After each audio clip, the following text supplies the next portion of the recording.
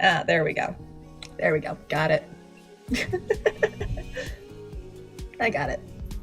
There we go.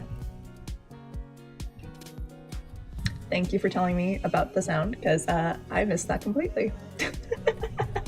Yes, loading complete. All right. Okay. Okay. Boop. We are continuing.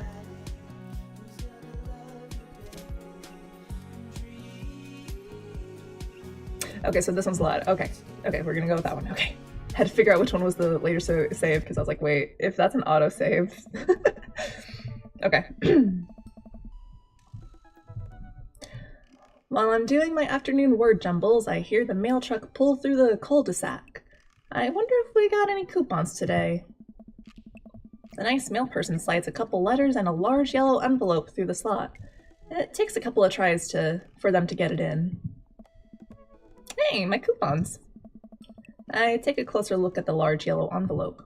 I lightly knock on Amanda's door. She probably has headphones on. Amanda! She yells through the door. What? I have something for you. I'm kind of busy right now. Can you come back later? Okay, I just thought you'd want this big ol' envelope we got from HIA. Immediately, Amanda pushes her door open. Horn Institute for the Arts? I mean, if you're busy, I can come back. Father, please.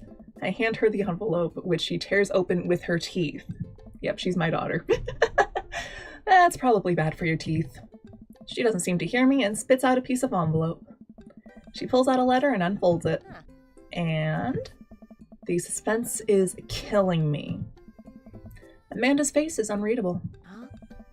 I can't believe this. Oh, honey, it's okay if you didn't... I got in! Oh, I got in! Amanda tosses the letter aside and gives me a big hug. Congrats, sweetie. That's amazing. I'm proud of you. I'm so proud of you. She pulls away and looks at the letter again. Oh my god, I really can't believe I got in. Well, of course you got in. You're a great student. You nailed that interview and your photography is incredible. Wait, Dad? I know this one's really expensive and it's so far away. I think for a moment. HIA was one of the more expensive schools that Amanda applied to, but I know she's had her heart set on it for the longest time. It'll be tough, but we're gonna make it work. Really? Of course. Amanda hugs me again. Thanks, Dad. Okay, sweetie, we're celebrating tonight. Dinner, your choice, wherever you want. Excuse me. Wherever? Amanda and I walk along the bayside, tearing into our foil-wrapped burritos from a nearby food truck. You could have chosen anywhere in Maple Bay. Cost was not a determining factor. Please, Dad. You know I'm a simple gal. Just give me a burrito with the view. I can't say I'm mad. Amanda and I sit on a patch of grass and watch ships sail lazily through the bay. And the dorms are right near a bunch of cafes, and there are all these galleries nearby, and there's a discount if you bring your student ID, and... Amanda, slow down. You're gonna choke on your burrito. I know, I'm just excited. Did I mention that students get their own studio space once they're seniors?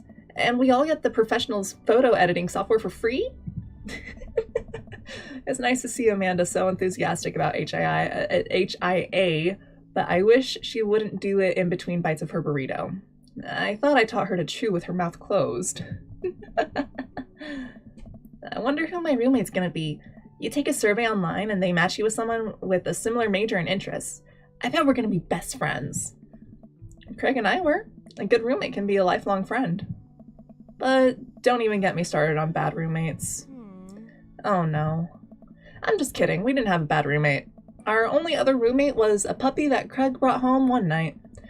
We spent a semester fabricating a story about our new foreign exchange student who had a really bad cough that sounded exactly like a dog's bark. Carl ruled. Oh, they let you have animals in the dorms if you get a note saying you need one.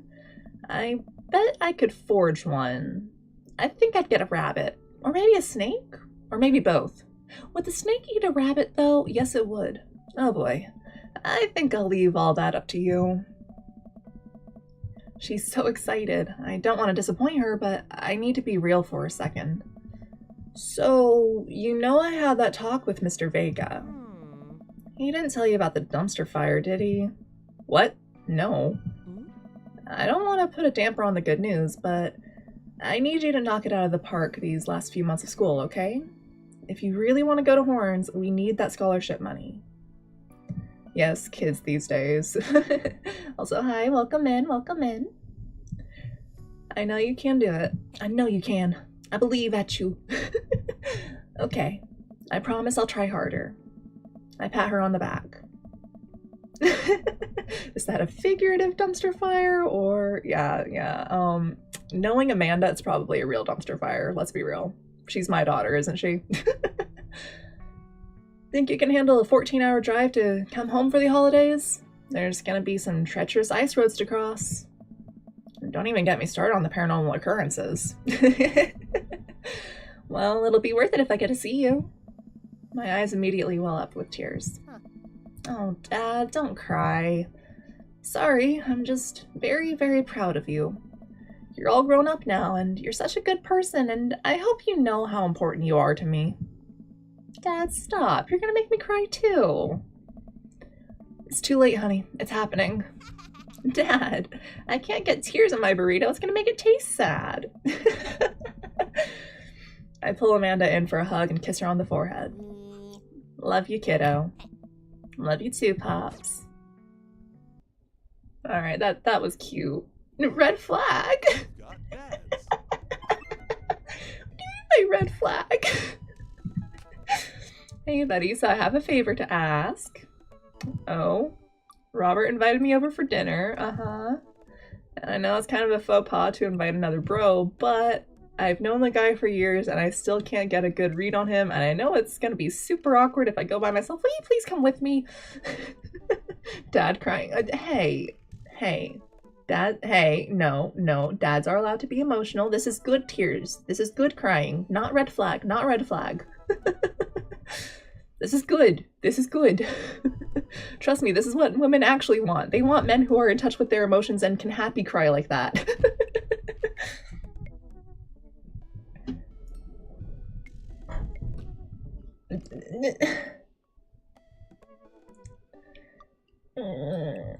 Okay, fine, whatever.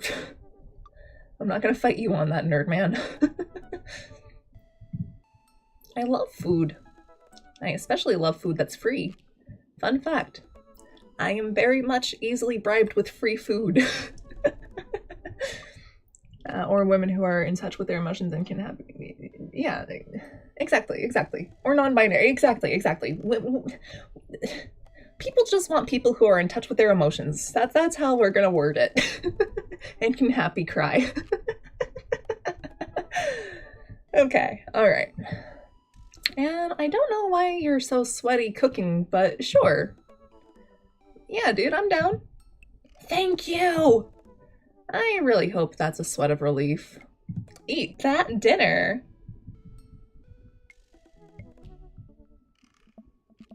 Oh man, I don't know how I feel about social time with Robert. Still, I guess free food is free food.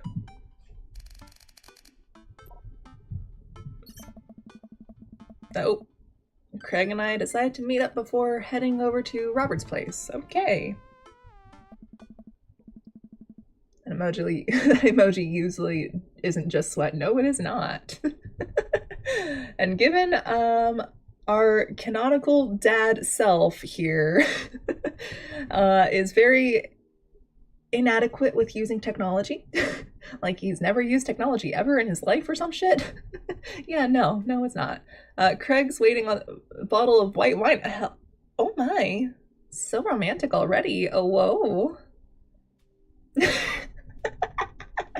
Yeah, he's a gym bro. Liam, boy, am I glad to see you. Likewise, man. Classy of you to bring wine. Yeah, I think this canonical dad, Jesus fucking Christ, dad self falls into the all three category. Yes, it does.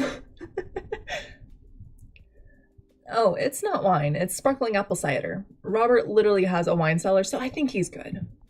Wow. Or at least I think he has a wine cellar. I'm genuinely unsure if he was telling the truth or not. I can never tell with him. Thank God it's not just me. I never know. Nice. He's so deadpan about everything. I usually just laugh it off, but man, that guy's an enigma. They start walking over to Robert's house. Does Robert even know how to cook? I have sincere doubts about whether he even knows how to shave properly or iron his shirts. I feel like you learn how to cook after you learn those two first. Bro. One time I saw him grab a hot dog from a trash can. Ew, gross. Ugh. I mean, it was at the very top of the trash can, like sitting up. Ugh, gross. But still, if he were on trial, I think the jury would definitely define that as in the. Yes, they would. They absolutely would define that as in the trash. It's fucking disgusting. Ew.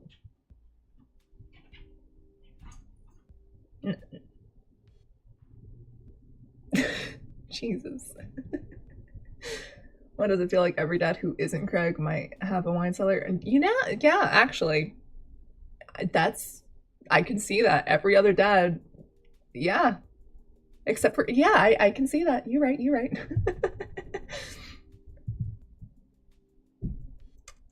You about to split roast, Mom? Oh my God, nerd man, now. Wrong platform for that kind of comment.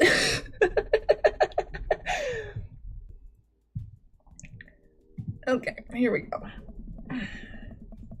In his defense, I've definitely considered grabbing food. Excuse me?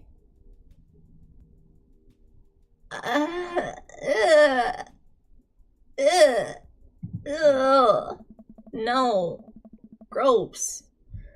Well, yeah, I think we've all considered it, but the difference is that Robert actually did it. What the fuck? Who's considered this?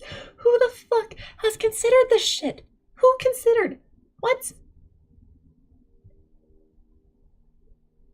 Okay. I guess that's a thing. I have never in my life considered taking trash food, but okay. Like literally food that is just sitting on top of the rest of the trash. No. Ew. Ugh. True, maybe he's the enlightened one. Maybe we're holding ourselves back. One exception? One exception? What's going on here? What's our one exception? What's going on? What are you about to write here? Perfectly good food that has been thrown away into a...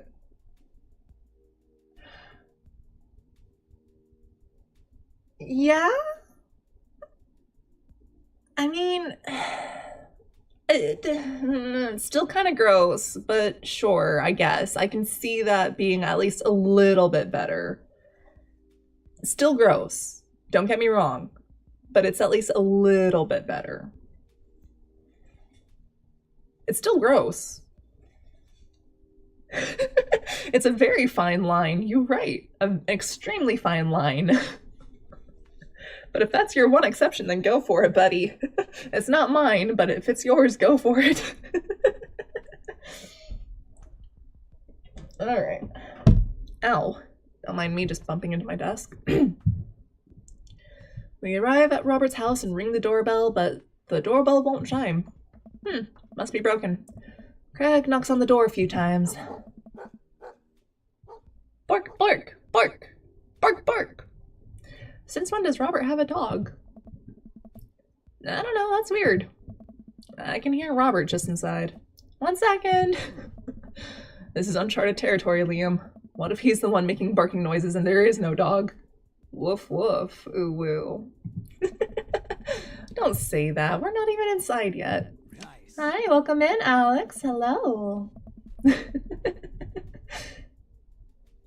Finally, the door opens. Robert looks pretty stunned to see me and quickly adjusts his posture to try to hide it.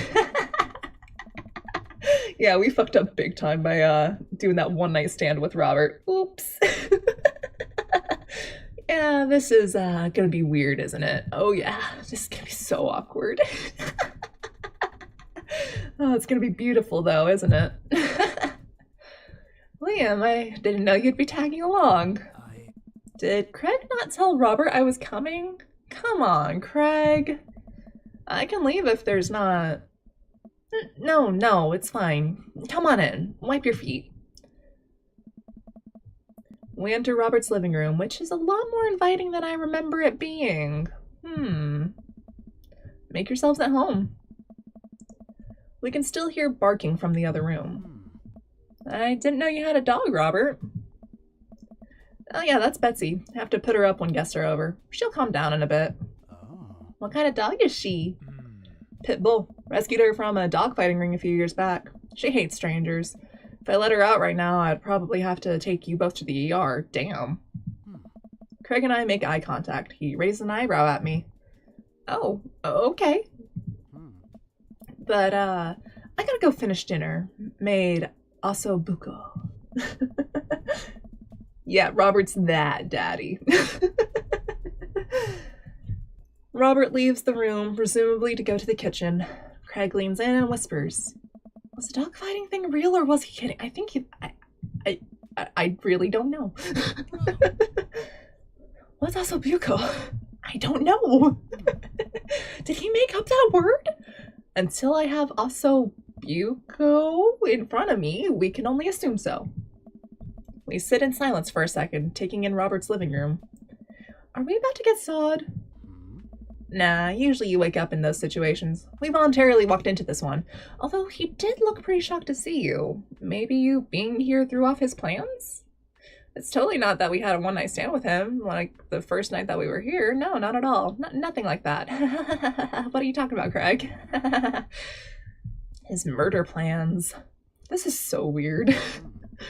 Robert finally walks into the room, carrying 3 paper plates of steaming food like a waiter. I don't have a dining table. Don't trust him. So we're eating here. Why don't you trust dining tables? What? Okay. Also, I don't have real people plates. Hope that's okay. No, that's totally fine. Paper plates are easier to, clean up because all you have to do is throw them away in the trash where you hopefully aren't eating your fucking food from. But anyways, Robert sets plates in front of us on the coffee table. I was about to say the couch. Oh my god. He does not trust dishwashers. Clearly.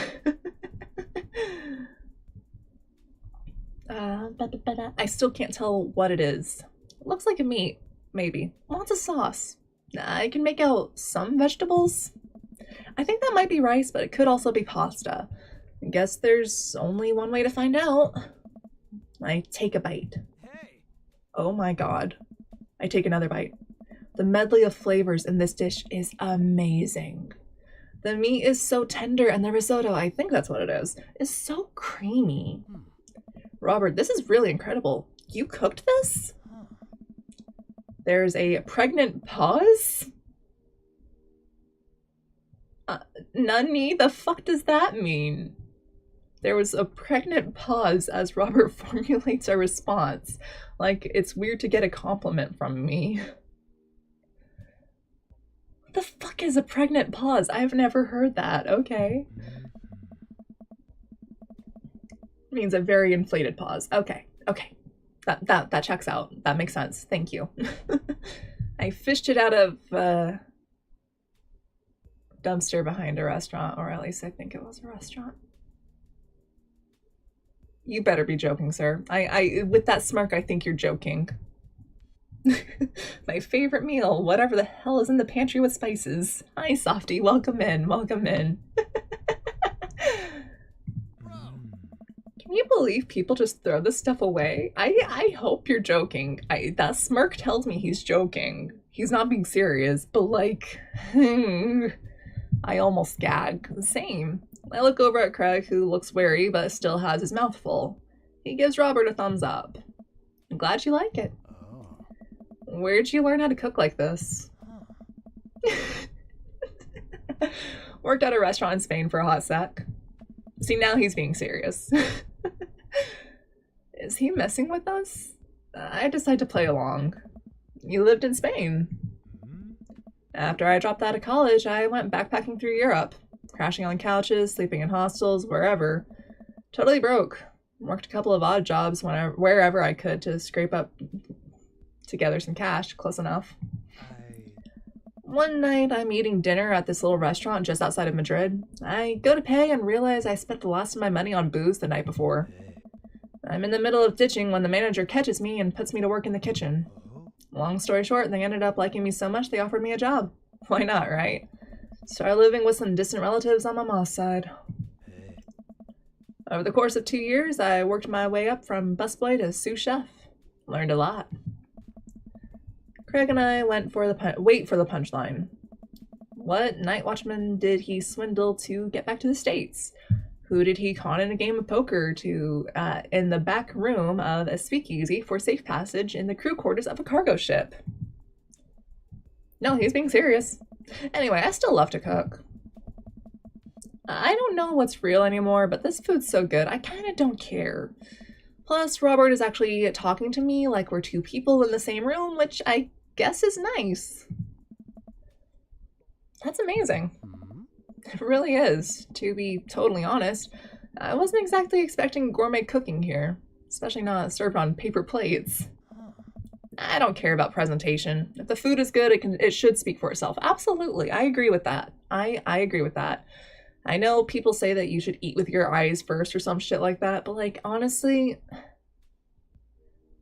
let's just be real. If the food tastes good, that's really all that matters. Like, you are ingesting that. You're not devouring it with your eyes solely, you know? Like, presentation doesn't always matter. It's nice, but it doesn't always matter, in my humble opinion.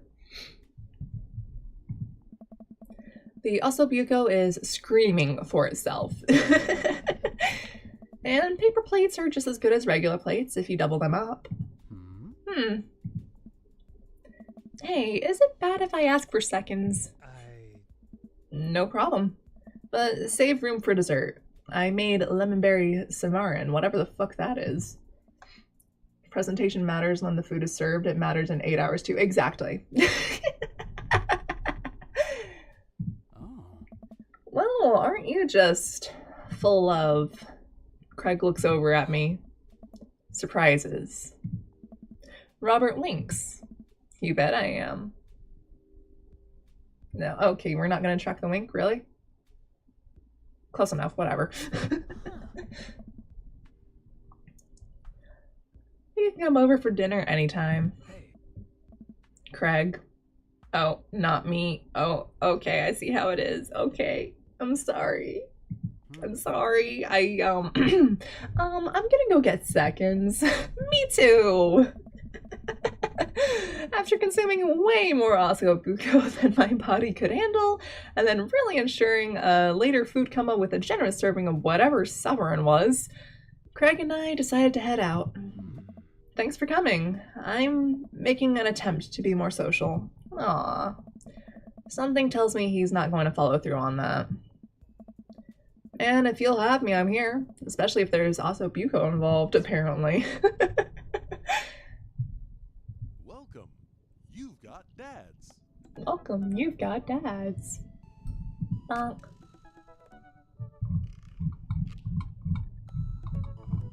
I love that he wanted to be the beer pong world champion when he grew up. Like, sure, why not, Craig? Why not? What's your ideal date? Scaling a huge, dangerous mountain for fun. Ooh, ooh. What do you never leave home without? An extra tube of energy gel. Yeah, you're a gym bro. Holy shit.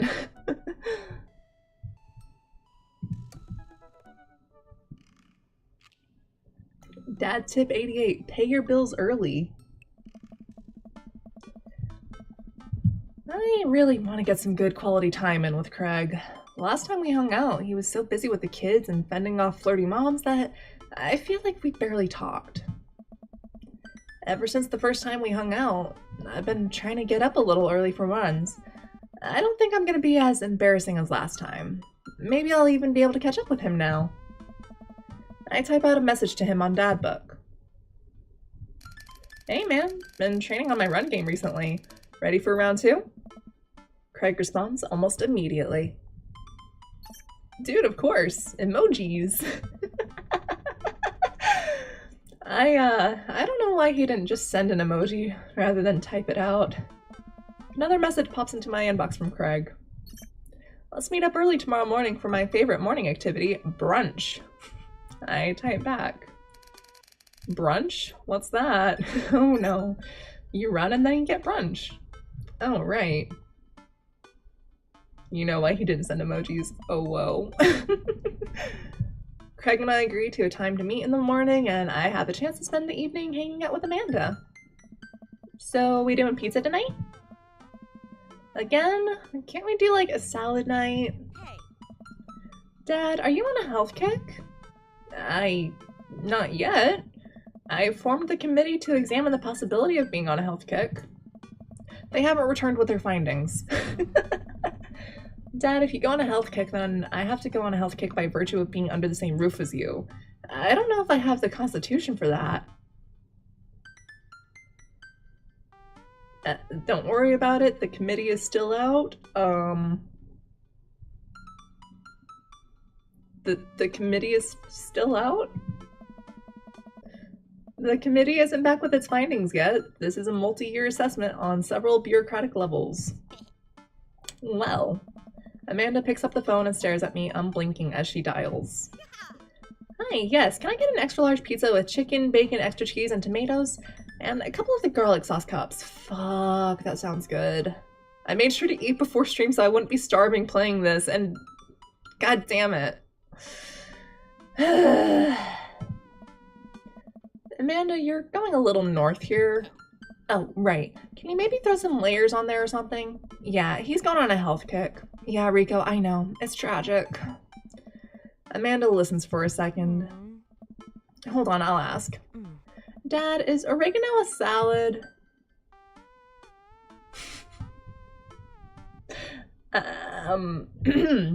Also, the dad doesn't have the constitution for that either. What did I eat? Oh, I had a bowl of cereal. Like, literally just before I started streaming. Like, I wolfed that shit down because I was like, wait a minute, I'm playing this game and I remember it made my stomach growl and I'm amazed that my microphone didn't pick up on the stomach growl last time. But whatever. Yes, rip indeed. Anyways, let me just drink some water. Maybe that'll help.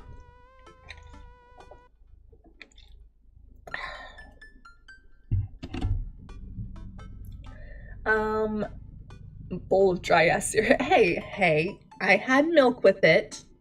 It was not dry cereal, okay? It was proper cereal with milk. Cereal first, then milk. But no, okay, so is oregano a salad? You know what? Fuck it. Oregano is a salad. Fuck it. Yeah, ow, fuck. That hurt. Ow. That hurt a lot. That hurt. Okay. Yeah, Rico, sprinkle some of that on there. Yep, Cash is fine. Say hi to Life and Kids for me. Jesus Christ. Amanda hangs up. Rico says hey. Oh. Well, something just got knocked over in the rest of the house, so excuse me while I just go investigate and potentially put up some animals. Excuse me.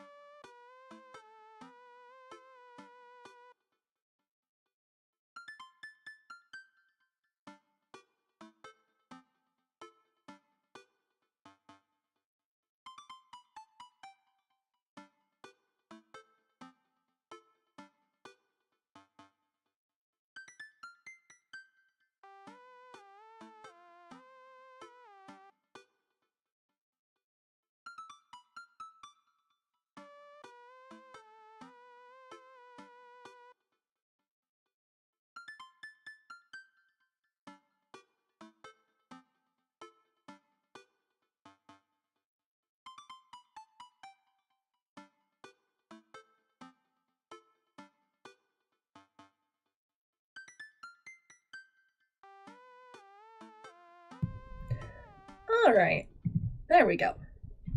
I'm back. Sorry about that. I did end up having to put some animals up because turns out Pocky, the little troublemaker, as per usual. This is why I shouldn't have her out. This is why I should just go ahead and have her put up in a crate while I'm streaming, because I cannot trust her alone. She got somewhere high up and knocked some shit over. It's fine. Nothing broke. Nothing of importance. But it was still something to have to clean up a little bit. But anyways, we're fine. The food gets delivered and we plop down on the couch to eat some za. Just be careful. Running is a gateway drug. It's a slippery slope, Dad. First you go on a couple light jogs and before you know it, you're converting the whole garage into a home gym and renewing your subscription to some sort of weekly Okay. Sure, Amanda. Sure. Pocky, the Houdini of cats. A question. Shoot. What's kombucha? Okay, you aren't too far gone yet. I'm just giving you a hard time, Pops. I'm really happy you're running more and caring about your health. I want to keep you around for as long as possible. Thanks, kiddo. Speaking of which, I'm running with Craig tomorrow. You gonna be able to keep up with him? Hey. Probably not. We laugh and eat more pizza than is probably healthy in the name of carbo loading. I call it a night early so that I'm ready for it tomorrow. When I first started running in the mornings, it was pretty hellish. Now that I'm a few sessions in, it admittedly has become a bit easier, despite it always ending in me dry heaving over a trash can. Is that what the runner's high is? Just dry heaving? I lace up my tennis shoes, throw on a t-shirt from Rider Summit I went to 20 years ago, and head out the door at a moderate jog. Craig is already outside with the river strapped to his chest. Carb loading is the right thing to do. Probably. He's dressed head to toe in color-coordinated running gear. Wow, I look like a total schlub next to this guy. Hey, bro. Morning, Craig. River gonna be running with us? Excuse me. Best as she can. We're taking it to the limit, aren't we, kiddo? Goo. Oh, I know what that means. Craig hands her a stuffed toy, which makes her smile ear to ear. Aww. That's Arnold the capybara. Jesus, I can't talk today, I'm sorry. Sometimes it's the only thing that'll get her to stop crying. That's adorable. Oh, I've been there. Amanda had a stuffed panda that she carried around everywhere. She would have a tantrum if we even tried to wash it. It was gross. So you've been running lately?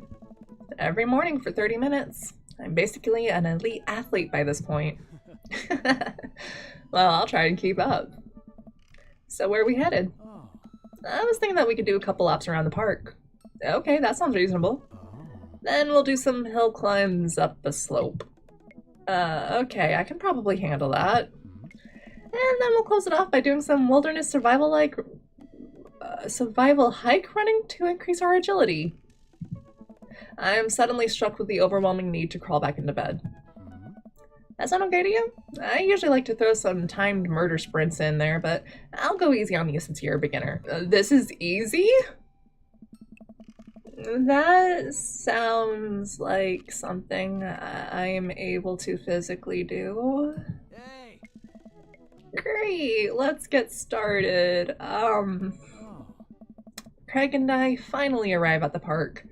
A few other lone joggers make their way around the perimeter and River waves enthusiastically at everyone we pass. It's a lot more peaceful in the mornings. Aside from birds chirping and River gurgling away in the stroller, it's pretty quiet. I thought River was strapped to his chest and not in a stroller.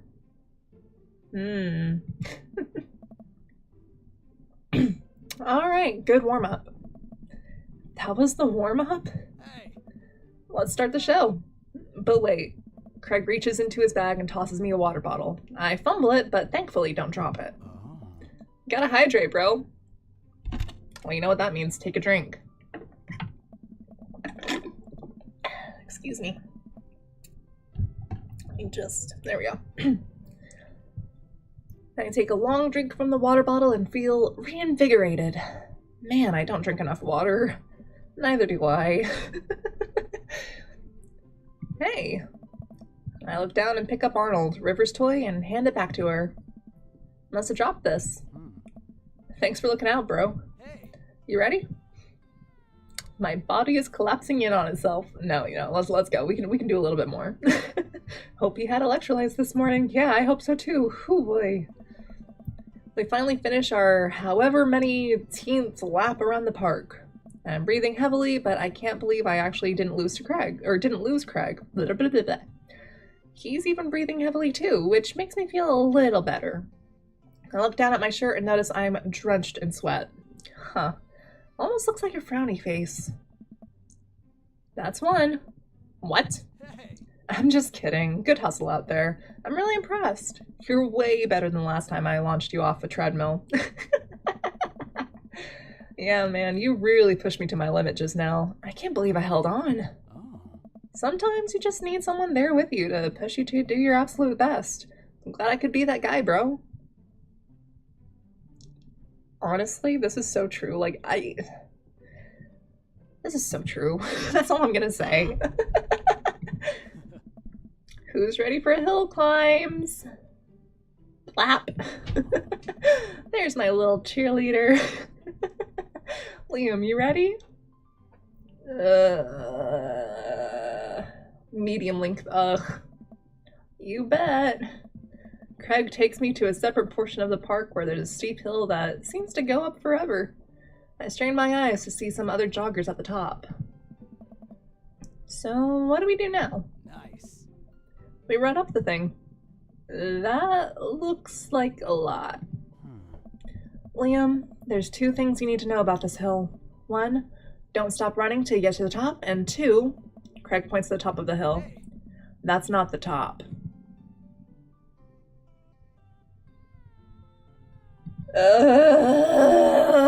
Let's do this. I finally reached the top of the hill after making my way past what I originally thought was the top of the hill. Once there, I hunch over onto my knees and gasp for air. My lungs are like daggers poking my ribs. I can feel my heart in my ears. I'll always run with friends. It's much safer that way because they can call for a ride when you fall over on your face. Yeah, that's a big mood. I just run with my dogs. Once I'm out of gas, I just let them drag me home. Yeah, that's also a mood. Little baby noises. River, I am having a moment, please. Oh boy. Craig looks like he's taking a beating as well. Huh, so he is human. Liam, put your arms on your head and stretch out your elbows. It'll help you breathe better. I do as Craig says. It feels a little better, but I'm still in agony. And here. Greg tosses me the water bottle again. I hydrate like my life depends on it. But you know what that means, take another drink. Ha ha ha.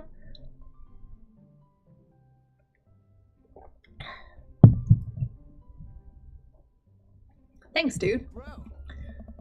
Phenomenal work. You feel that lightness in your head? That's the runner's high.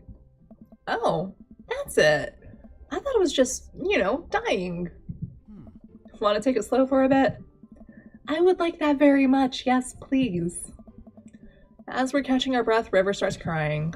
What's wrong, sweet pea? Do you want to play with Arnold? Craig looks around us. Oh boy. Man down. I think we lost Arnold. River keeps wailing. I've abandoned my child's toy. We gotta find him, dude. This should be simple, right? We just gotta retrace our steps. I remember River last having it down at the bottom of the hill.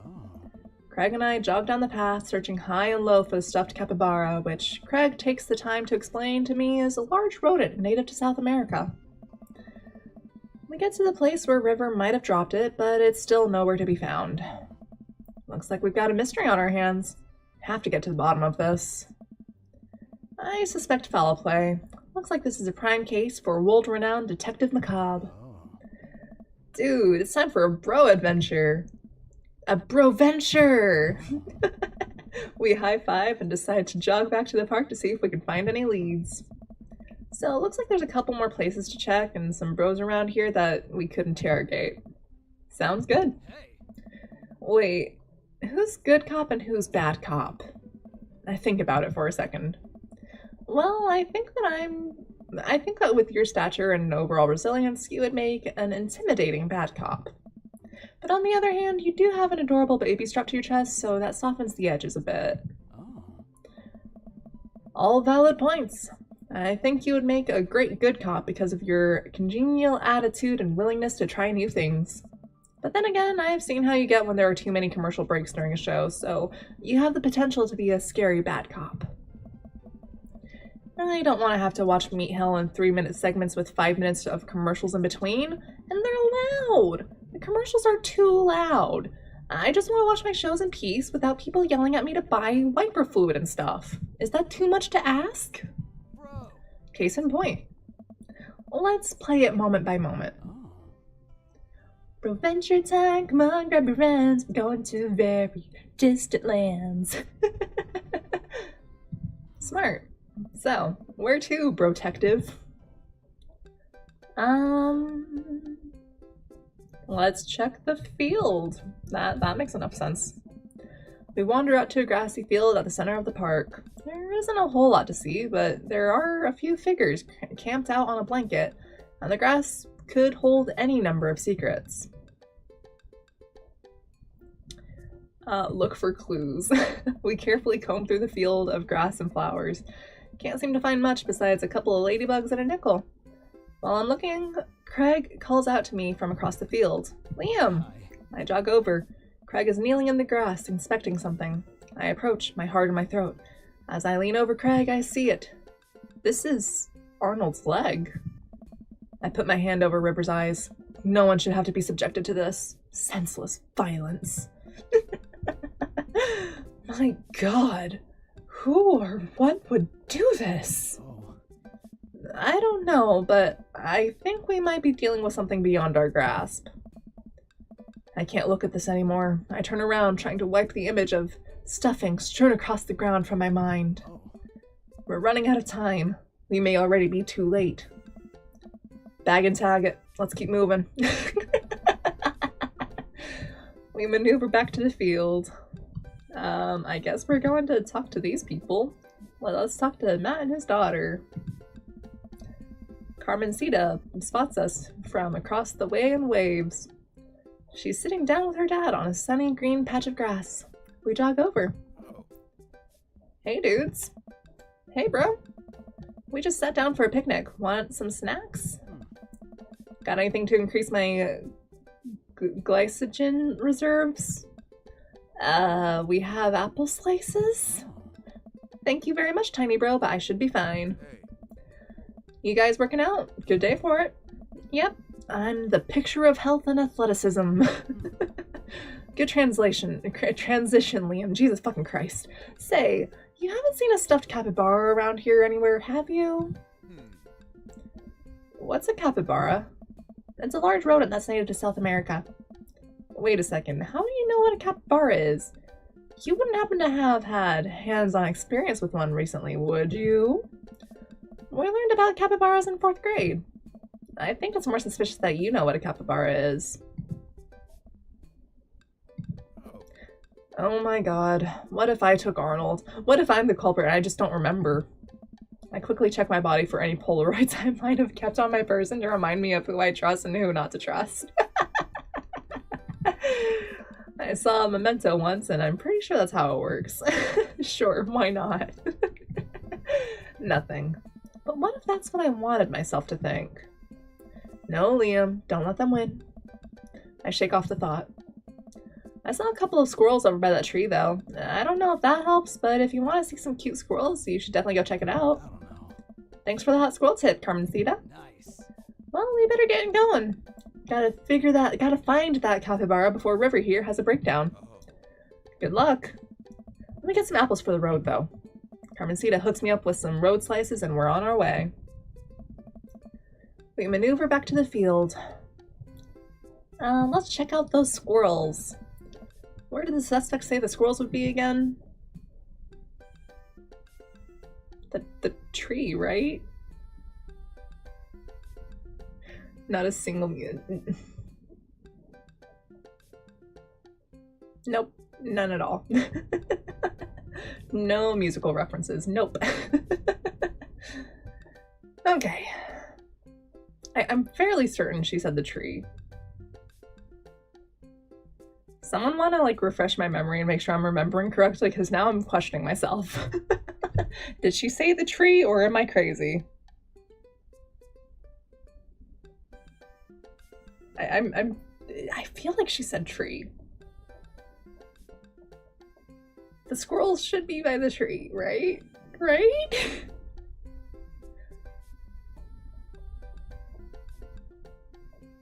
I mean, if you can go back in the video, that works. I don't trust you, Softy. I don't trust you. I don't trust you.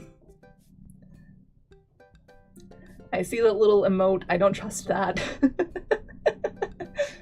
It was tree. Okay, wonderful. My memory has not failed me yet. Wonderful. All right.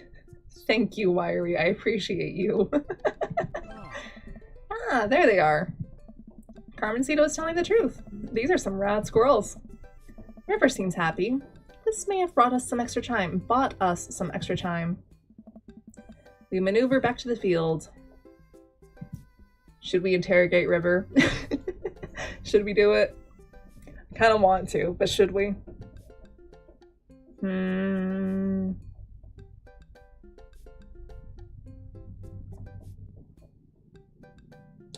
know what? We're gonna interrogate River.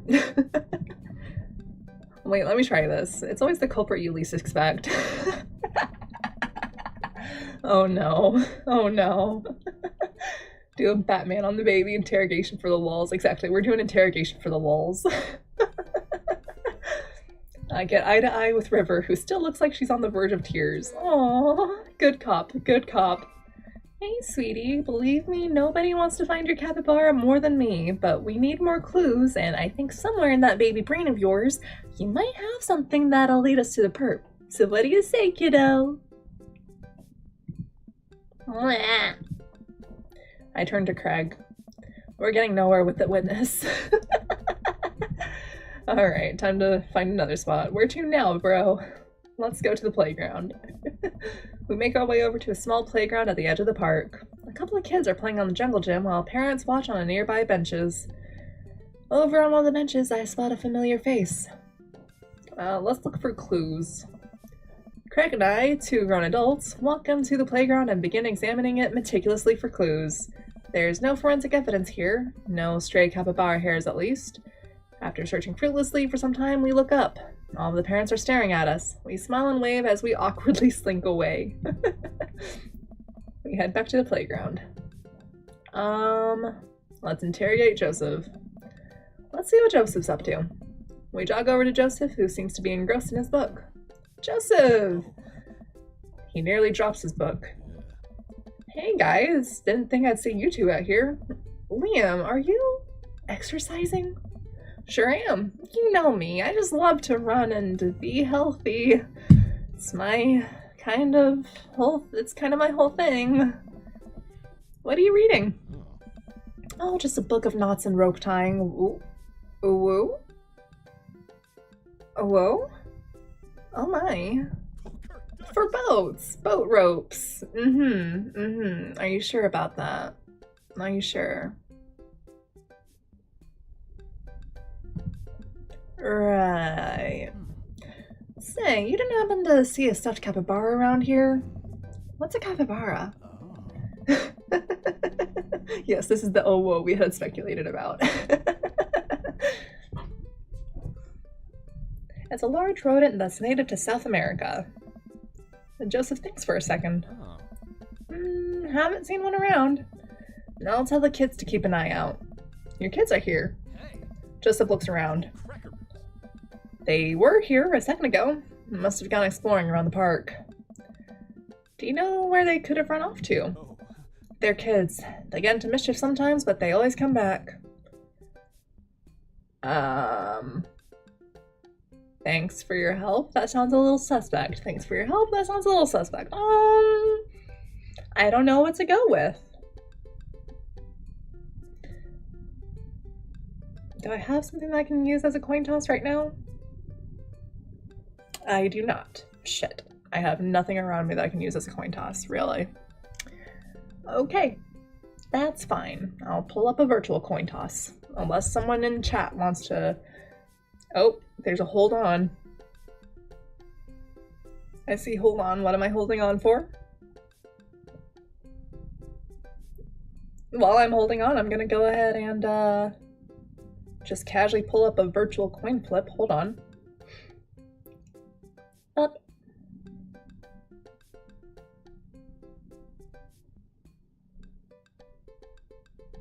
Okay, I have that ready now. Okay, so what am I holding on for? What's going on? Oh, whoa. Not sure why I didn't show the call it message. What?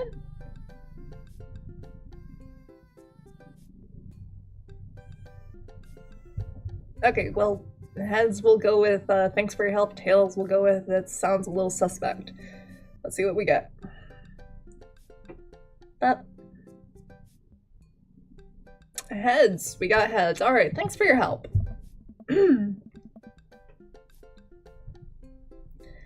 Thanks, Joseph. We'll let you get back to your rope book. Boat ropes. Sure, Joseph, sure.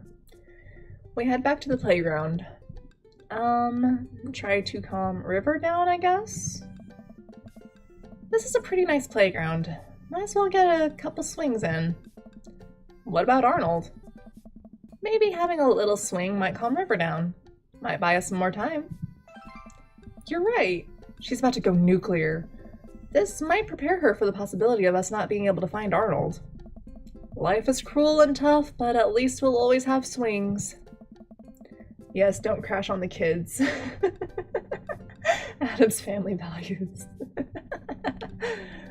Craig straps River on... Excuse me. I'm struggling today, Jesus. Craig straps River into the baby swing and gives her a gentle push. She giggles. I take a seat on the swing next to her and immediately realize that I'm stuck.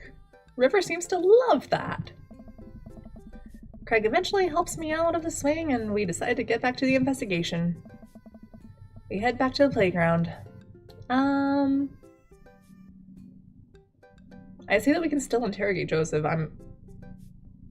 You know what? We'll come back to it. We'll come back to it. I have deduced where we should go next. Alright, let's go to the woods. We make our way to the outskirts of the park. There are a couple of benches by the dense tree line. Looks like Robert's here all by himself. This also seems like the perfect place to look for clues. Let's look for clues. We're not talking to Robert. And Craig and I search through the outskirts of the woods, hoping to find anything that might lead us to Arnold. There are a couple of cigarettes and empty beer cans scattered around the thicket. This is probably the hot spot for edgy teens to hang out at night and say swears and stuff, but it doesn't look like there was any recent activity that might be capybara related. This might be a dead end, partner bro. We return to the woods. Alright, I guess we're interrogating Robert. Fine. Maybe Robert saw something. We walk over to Robert's bench. Hey, Rob. Don't call me that. Okay, hi, Robert. Don't call me that either. Okay. Hey, buddy. What are you up to? Thinking. This is my thinking bench. I have to get a solid 2 or 3 hours of brooding in per day, filling quotas. Have you by chance seen a small stuffed capybara around? A capybara is a large rodent native to South America, I know. Nice. So have you seen one? Hey. A stuffed one, not a real one. That would be weird. Oh shoot, you may have solved the case. Oh, there's a thing that would probably get censored on YouTube. Oh boy. You know, Robert doesn't like me as is. I'm real tempted to just go bad cop right off the bat, but like, you attract bees with honey, not vinegar, so let me be a good cop.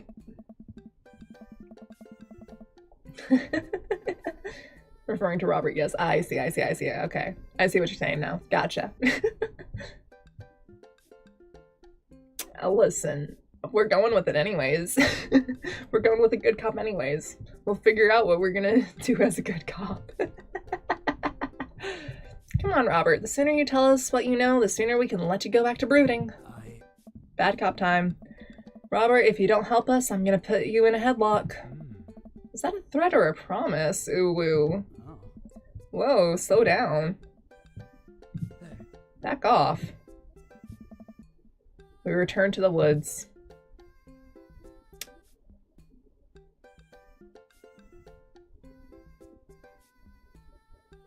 You know, he hates us already. Oh Christ, what now? Be bad cop. Robert, I'm gonna keep being vaguely threatening until you tell us something useful.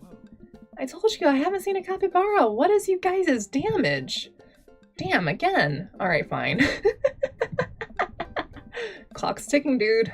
Where do we go next? Alright. Playground. Let's go talk to, Joseph again. Let's see what Joseph's up to. Who seems to be engrossed in his book. Do you happen to know where Christian and Christy have gone? They're kids, they get into mischief sometimes, but they always come back. Alright, that sounds a little suspect. Mischief, you say? Wait, what am I being interrogated right now? Wait, why? Wait, am I being interrogated right now? That's what that says. I can read. No, yes, only if you did something wrong. Thank you for your time, citizen. Okay, you may have to start going bad cop on some people. It's probably Joseph's kids. Let's be real. I don't think it's Joseph himself, but I think it's his kids. Just doing our due diligence, Joseph. Arnold means a lot to River here.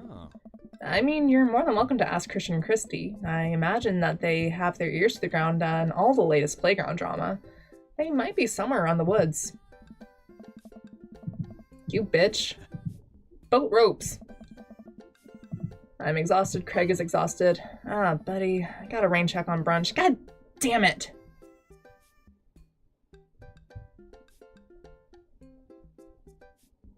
Fine. I'll take the L. I'll take the L. Thanks, bro. I should have just asked that first. I should have just fucking... I shouldn't have done the coin toss. I'm tempted. I'm tempted to Alt F4. I'm so tempted. They are currently setting up an apparatus to elect... Probably. Fucking probably. Well, we're never gonna see Arnold again. I'm sorry. I'm sorry, River. I head back to the cul-de-sac alone and head inside the house. God, I'm ready for a shower, a gallon of water, and a nap. I'm not doing it. I'm not doing Alt F4. No, no, no. I bet Amanda's still asleep. Crack open the door to find her still in bed, happily or sleepily scrolling through her phone. Morning. Afternoon, actually. Alright, how was brunch? Well, we had a good time with the run part, but we didn't make it to the rest of the portmanteau. Huh? To brunch. We didn't make it to brunch. Somehow we lost River's toy capybara on our run. Capybara is... Dad, don't patronize me about giant rodents, I know. Sorry, anyway. We figured out that Joseph's creepy twins had something to do with it, but we never got to the bottom of it. So the run went well, though. I was a little worried about your endurance. Yeah, it was rough at first, but it ended up being a piece of cake. I actually feel pretty My legs give out. I find myself on the floor of the hallway. I'm just gonna hang out here for a while. You take your time getting out.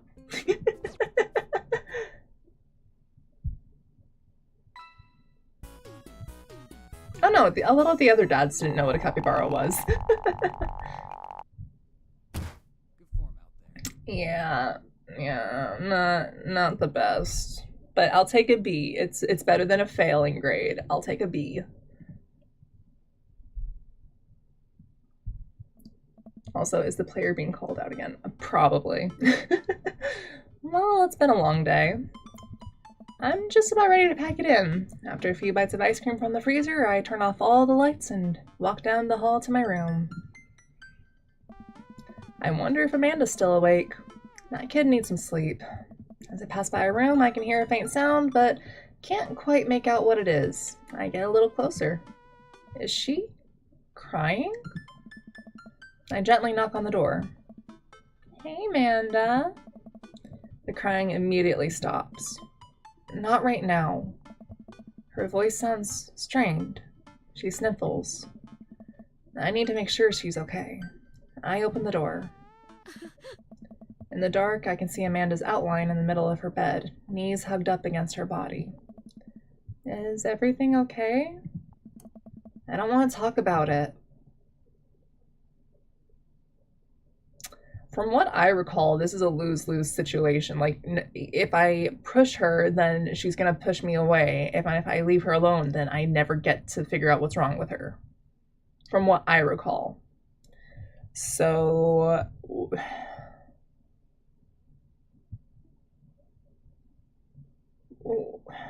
what the fuck am I supposed to do? Because, like, if we leave her alone, like, literally, it just completely fucking drops whatever the hell's going on.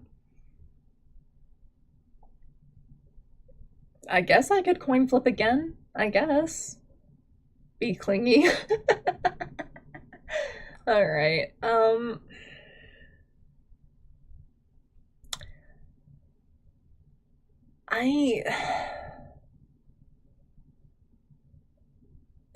like, given the parenting style that we've had up until this point, I hate to say it, but it literally would make stuff, like, it just makes more sense in my mind, given how I've been trying to be a parent throughout this entire playthrough, to ask if something at least happened, and then if I have an option to back the fuck away and give her space, then I'll do that. I think that's what I'm gonna do. I think that's what I'm gonna do. It makes sense to me, at least. So did something happen? No, nothing happened. Go away. Okay, yeah, nope. Time to leave her alone. She doesn't want to talk about it.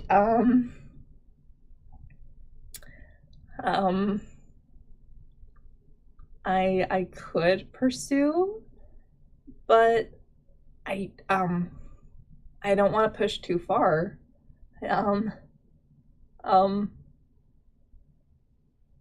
Dad being a verb. I guess. You know what? We'll just... If you're sure you don't want to talk about it, sweetheart, we'll just leave you alone. Alright, I'll leave you be. I back out of the room and close the door gently behind me. She immediately starts crying again. Wow, I have no idea what has her so upset. She's seemed totally normal. I feel awful just leaving her to cry, but I also get the feeling that if I tried to do anything else, it would have only made her more upset. Exactly. Can't stop mentally cycling through all sorts of awful things she could be dealing with right now. More than anything, I just want her to be happy and safe. I have a hard time falling asleep, but when I finally do, I'm still thinking about Amanda. After a long night of very little sleep, I roll out of bed and make myself a pot of coffee. Amanda should be up for school soon. Maybe she'll be willing to talk about whatever's bothering her. That one's definitely calling out the player. Yes, it is. Definitely calling out the player. About 10 minutes before she's supposed to leave, Amanda comes out of her room and makes a beeline for the freezer. Morning, Amanda. Morning. She drops a frozen waffle in the toaster and slams the freezer door. She won't look at me. I gave you your space. You asked for your space. The fuck? Ma'am, you have no right to have an attitude with me this morning. Nuh-uh. No. So, anything big going on at school today? No. Okay. Do you need a ride to school? No. Want some coffee? Amanda pulls the toaster lever up and takes her still freezer-burned waffle out before it's finished cooking. I have to go. Amanda picks up her bag and storms out. Oh, okay. What the fuck, Amanda? What the absolute fuck? You're gonna ask for fucking space and then you're gonna get mad at me for giving it to you? No. Fuck you. I haven't seen her act like this in a long time. It's usually short-lived, but it always hurts. Hopefully this blows over and things are back to normal soon. I sit back in the kitchen and I sit back at the kitchen table and look at a picture of Amanda and I hanging on the wall. In it, I'm teaching her to ride a bike. Her face is a mixture of excitement and pure unadulterated fear. I remember how determined she was. She's gonna go see that one guy on advice for an emo phase. Probably. I can see that. Every time she would fall off and scrape her knees, she would get up and try it again. Finally, I had to stop her because she was bleeding everywhere. Then she started to cry because she didn't think she needed bandages and wanted to keep trying. As I put the bike away, she just stood in the middle of the street and screamed. Then I took her for ice cream and it was like nothing even happened. After giving it a bit of thought, I decided that if I force her to talk about it, I'm only going to make things worse. But I have an idea. I start rummaging around for ingredients. Aww.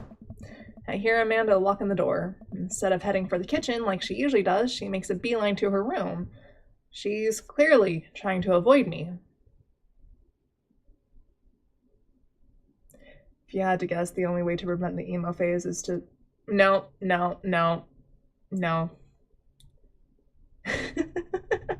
Can confirm that's not... Nope.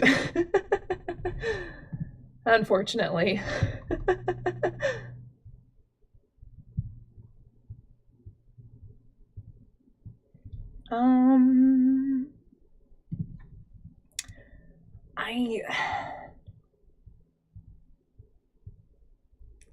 I'm genuinely just trying to be like, you know, like I'm trying to understand what's going on, because like the only thing that I can think is she sees me getting all close to Craig again and she's upset because, well, Craig's not mom. So like I can, that's the only thing that I can think would be going through her head right now, quite frankly.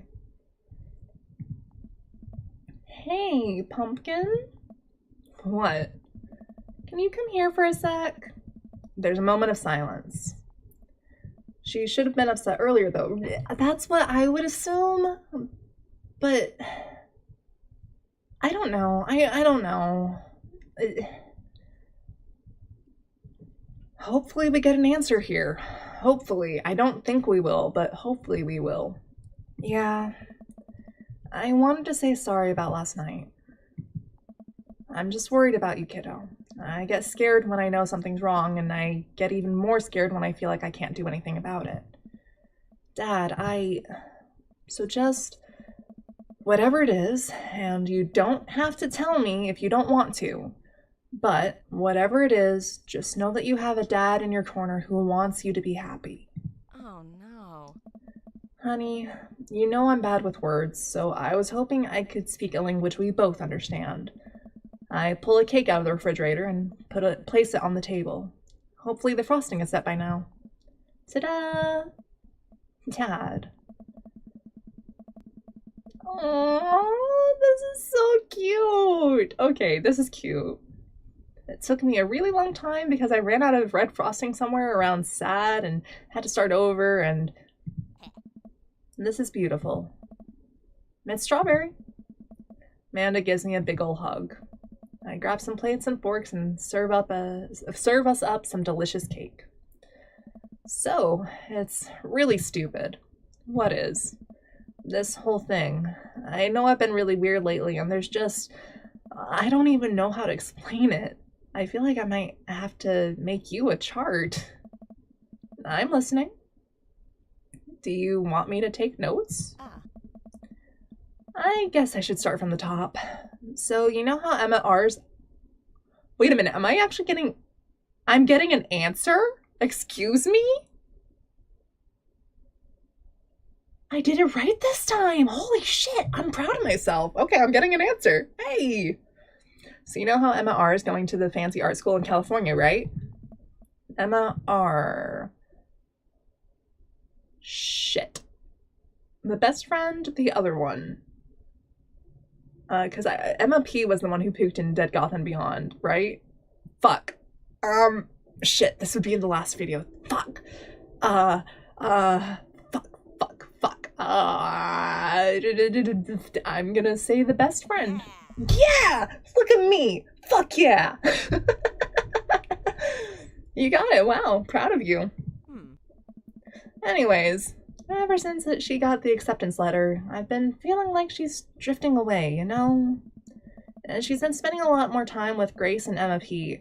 I just thought it was all in my head for a while, but then I found out from Rosie M that both of the Emmas, Grace and Noah, all went to the party at Mackenzie F's on the same night. They all told me they were busy studying for the Calc AB final. Oh.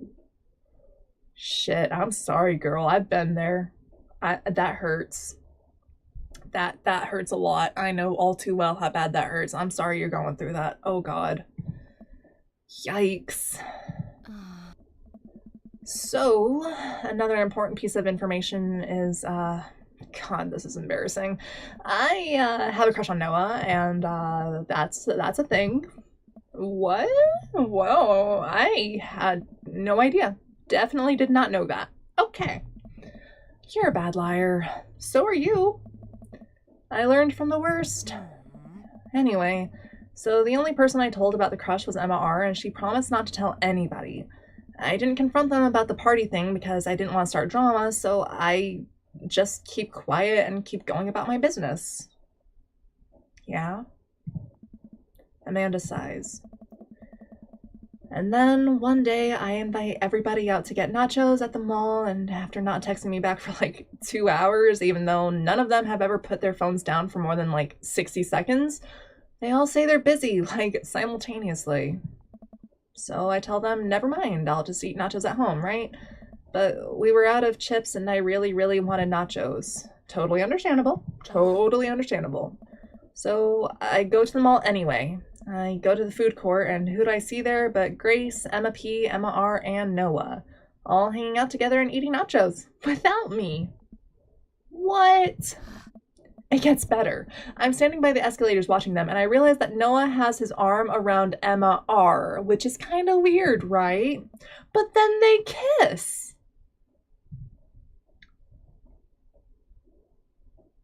I've been there. I have absolutely been there, and that hurts so much. I am so sorry, Amanda. Oh my God. Oh my God. My daughter is going through it. Oh my God. Because like I have literally, it didn't take place in like a mall food court or anything like that, but like it did happen at like a school lunch. And it fucking hurt. Like, I just, Hi, welcome in, Michael. We are learning about what our daughter's currently going through, and right now, oh boy. Oh boy. Oh. Oh man, like literally I told my friend that I had a crush on a guy, and it turns out she had a crush on the same guy, but she didn't tell me, and then they hooked up, and and they were both my friends, mind you. The guy that I had a crush on plus that friend at that time.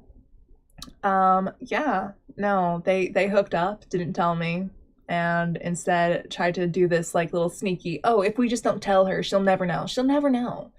Yeah, no. No, what's done in the dark comes to the light. But then they kiss. No. Yes, I know. So I storm over there, I'm like, hey. And Grace drops a nacho on her shirt, and because of course she does. And Emma R is just like, glares at me. Grace. Nothing is coming up. I don't know who that is. Grace is the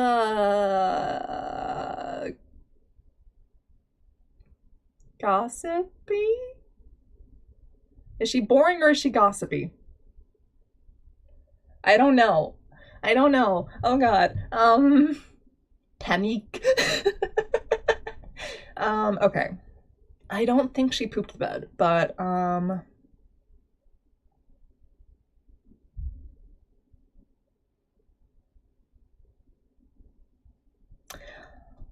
I am so tempted to look this up because I really don't want to fuck up this moment that I have with my daughter right now.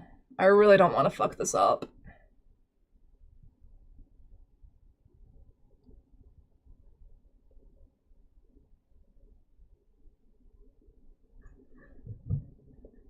Okay.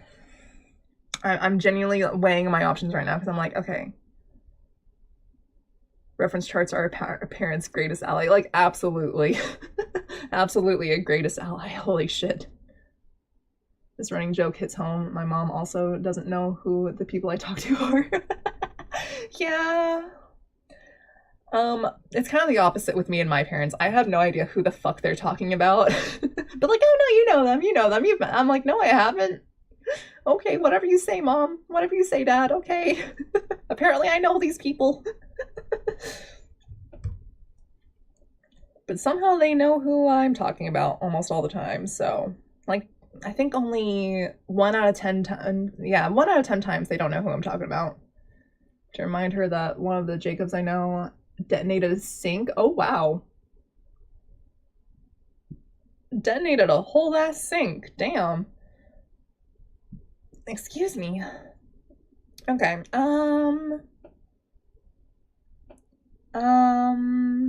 should I just look? I'm just gonna look this up because I don't want to fuck this up. I really do not want to fuck this up.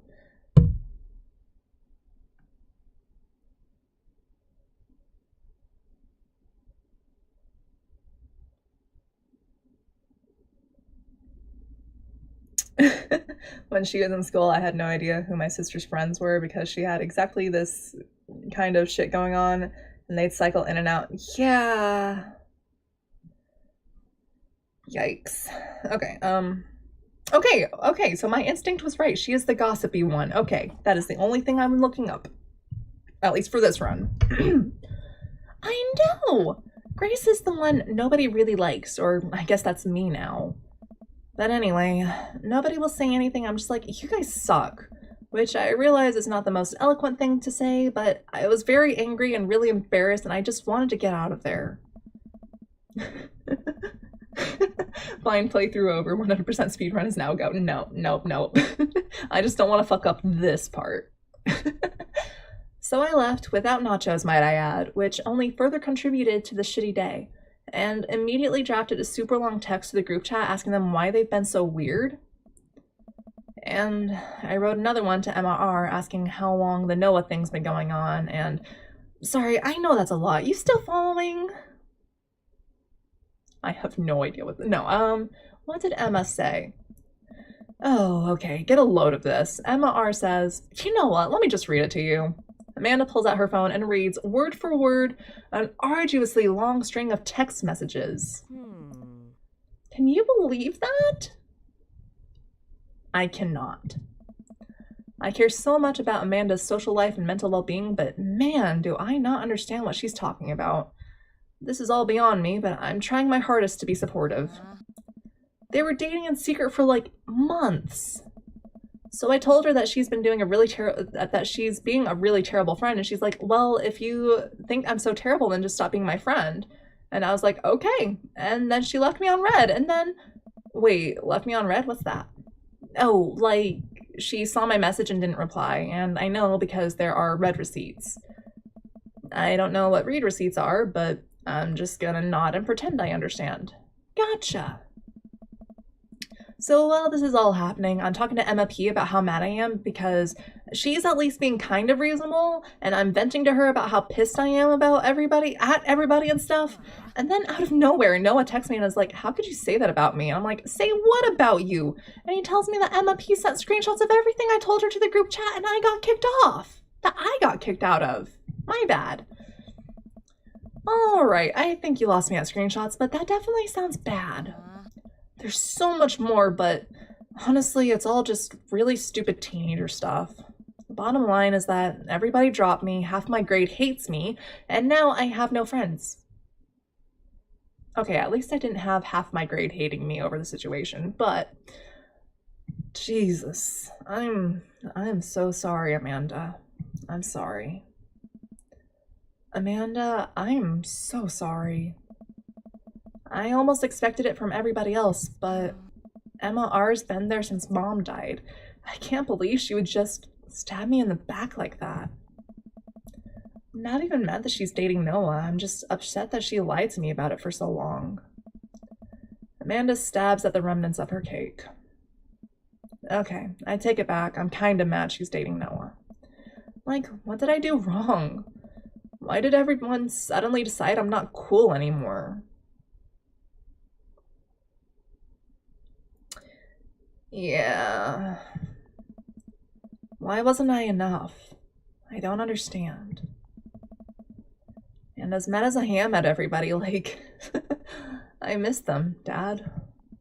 Amanda looks so dejected, I almost can't take it. What could I possibly say to help? Anyways, that's it. That's the whole sordid tale. Thanks for listening. Tune in next week for more hot gossip.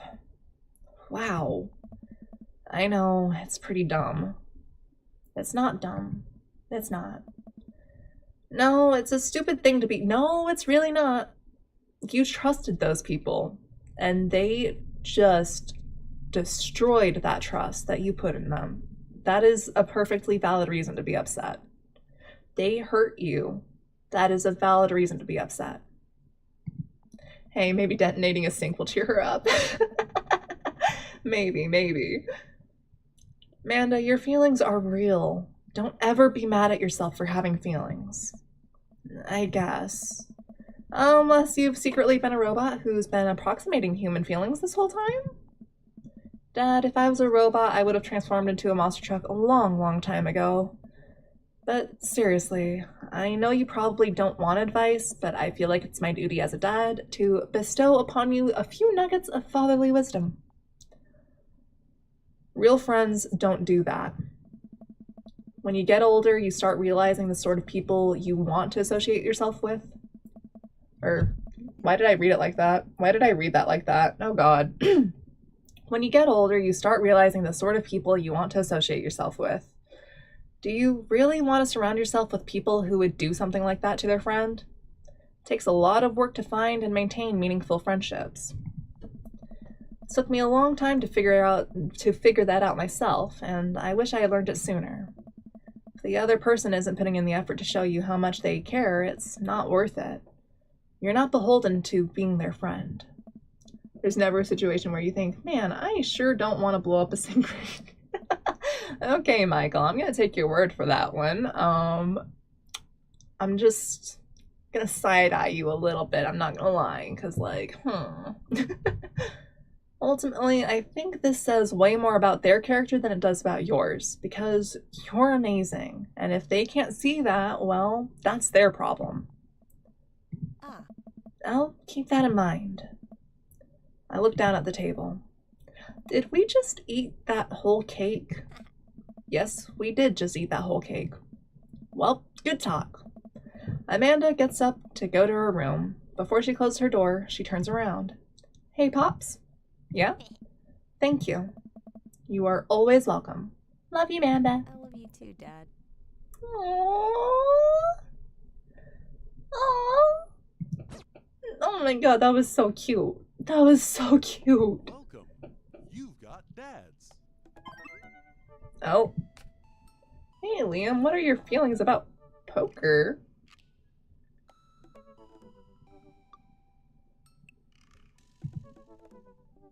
Beyond hardly knowing her. Hey! God damn it. God fucking damn it. Why did I laugh at that? Why am I laughing at this? Okay. Poker, I hardly know her. There it is. Well, good talk. Wait, I actually like poker. I just saw the joke and I had to take the shot. Please, Matt, I'm a dad. I'm contractually obligated. No, I get that.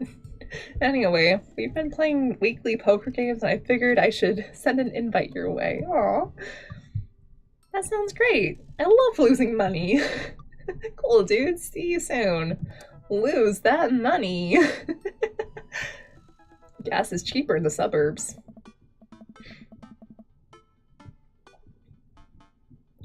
Matt, oh, okay, there's comments. Okay, hold on. You got to hear it. That's what I expected in the park. And you know why? Also, Mary reference. This game has suddenly demonstrated a more healthy father-child relationship than I have seen IRL for a decade. Yeah, actually. You're not wrong. Matt invited me over to poker night at Joseph's house. I put my going out coat on and walk over. Across the way, I spot Matt, who's walking over from his own house. He's got a case of beer under his arm. Crap, I should have brought something. Hey, man. Crap, I should have brought something. No worries, man. It's your first time. Just bring a full wallet. How long have you guys been at this for? Oh my god, I can't read. Years, buddy. Just a nice way to keep in touch with the guys. It's never really high stakes. Poker, I already know her. Is absolutely also a Mary reference. Probably, I can see that, yeah. We pass through the fence and closing Joseph's backyard. Craig, Brian, and Joseph hover around the patio, drinking beer and chatting. Robert sits in the corner, brooding as usual. Liam, glad you can make it. So am I. I'm psyched to take all your money. Just like old times. Craig's the resident shark. We prefer the term person who's good at poker. I'm well aware. Craig's always been suspiciously good at poker. Are you still as terrible as you were in college? A fun fact, you can win at poker quite easily if you start eating your opponent's cards. Fun fact, so I went to a bachelorette party once upon a time, and one of the girls there got so drunk she was eating a deck of cards like they were a pack of chips. Or at least she was trying to eat the deck of cards like they were a bag of chips. Yes, the Kirby technique. Tell the truth, it'll make them underestimate you. I mean, you know what? We'll tell the truth. I am still terrible at poker. My tell is a sustained childlike giggle. Nice. There's no way you're as bad as Joseph. Joseph shrugs. This is basically my tithing. That's how I pronounce that. I forgot how to pronounce that for a second. This is basically my tithing. I'm giving back to the community. Plus, I'm happy to just sit here and eat all of Brian's snacks. Guess he brought pigs? Oh, that sounds lovely. Oh man, pigs in a blanket? Oh man, I want that now. Not Craig. Hey, my chia seed and granola energy balls are just as delicious. Everybody laughs. Let's just get the game going. Nice. Joseph is a switch, confirmed. It's an advanced technique to master. I had to train years to learn it.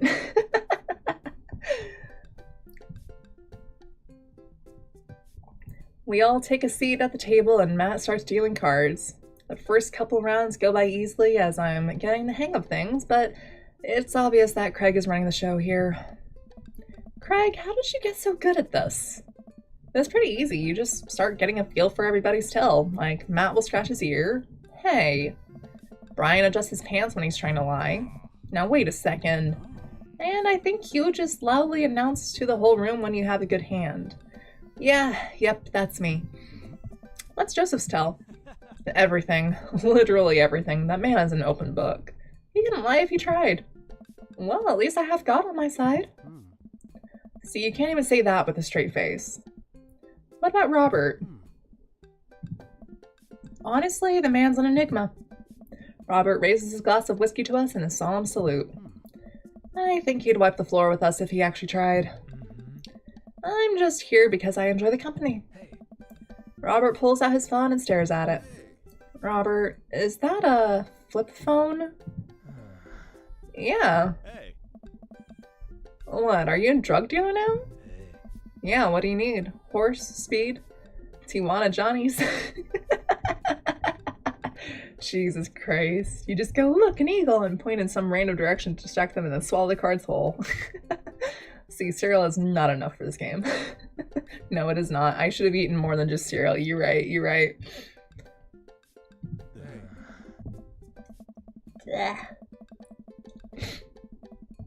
I can get you the street stuff easy, but if you're looking for something exotic or designer, it's maybe 72 hours and a favor called. Maybe I won't need you today, maybe I won't need you tomorrow, but someday. Oh, I think I'm good. Right. But still, if you got the coin, I got the goods.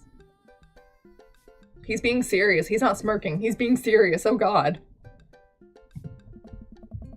I dropped my phone in the toilet, and this is a backup until I can get replaced under. Oh my god, I can't read. Fuck.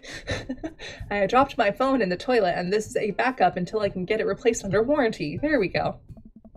Everyone murmurs their sympathies. We've all been there. Yes, we have. We go back to playing.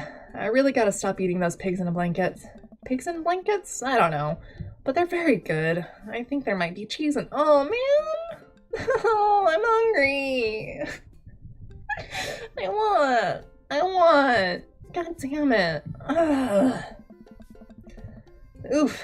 I don't know if I got enough to raise you on this round. How to distract a demon. Drop a dictionary in front of— shut up. You can always bet your firstborn. If you think you can handle another one, be my guest. Briar and Hazel are a handful, to say the least. Buddy, you think 3 kids is a handful? Try 4. I'm operating at 100% dad capacity at all times. I'm sure you are, dude. I'm sure you are. Actually, it's technically 5.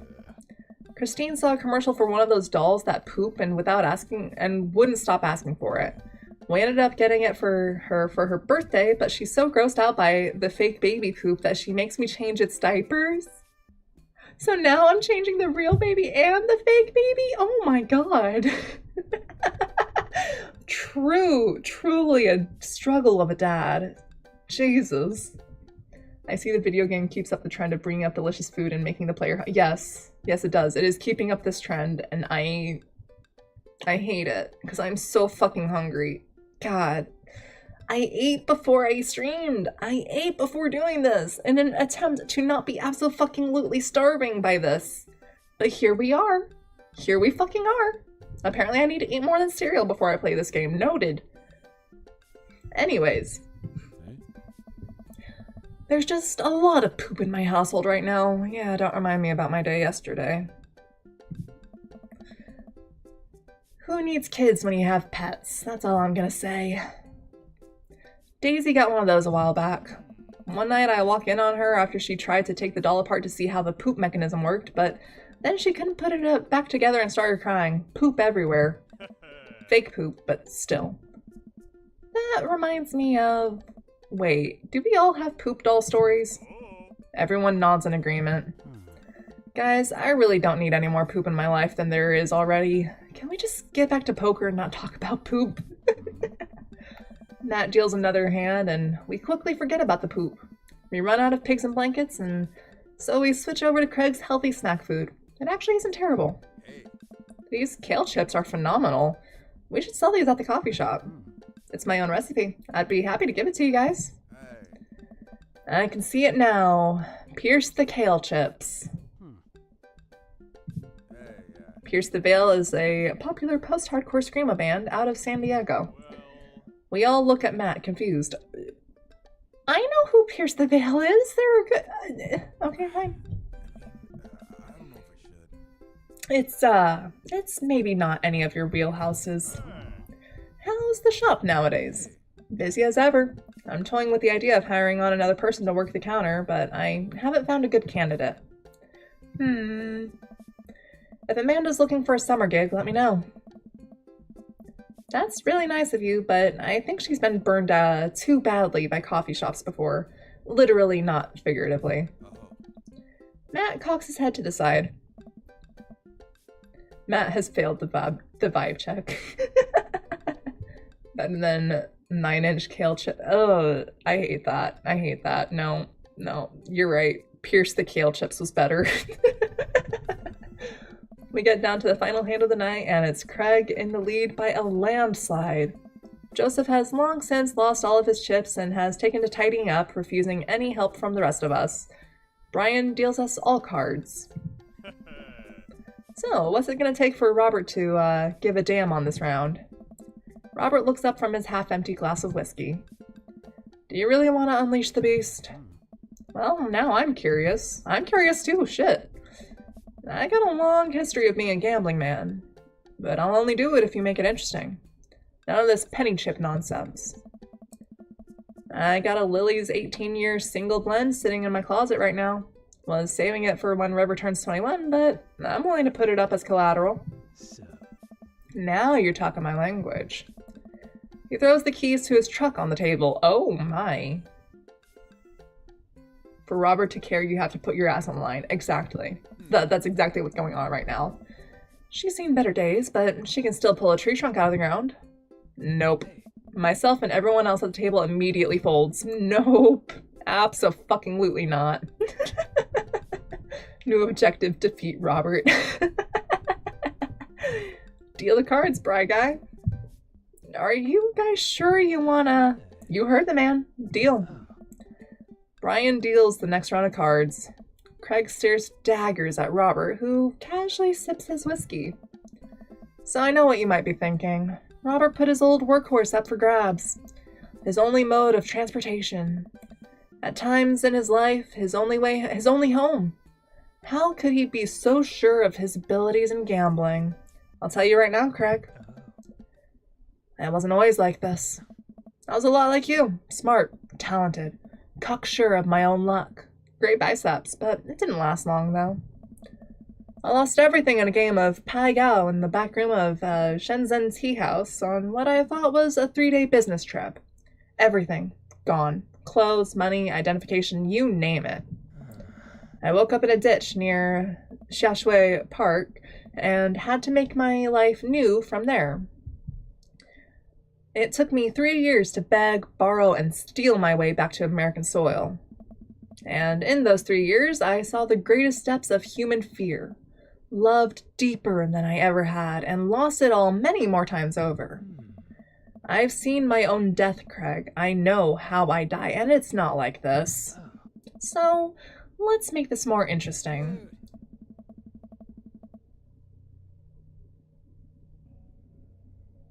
Robert produces the deed to his house from his jacket and tosses it on the table.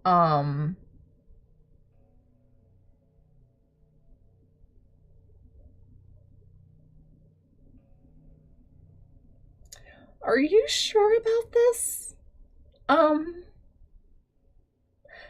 just... You know, I'm gonna drink some water, because I need to process what's about to happen.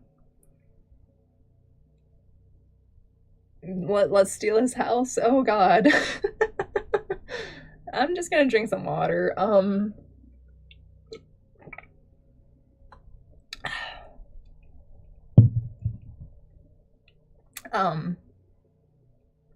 Okay, let's see how this plays out.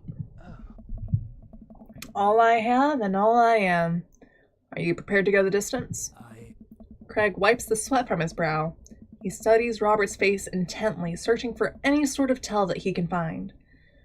Robert casually sips his whiskey again. Secret ending, Robert becomes homeless. I fold. That's it? All that build-up, that's it?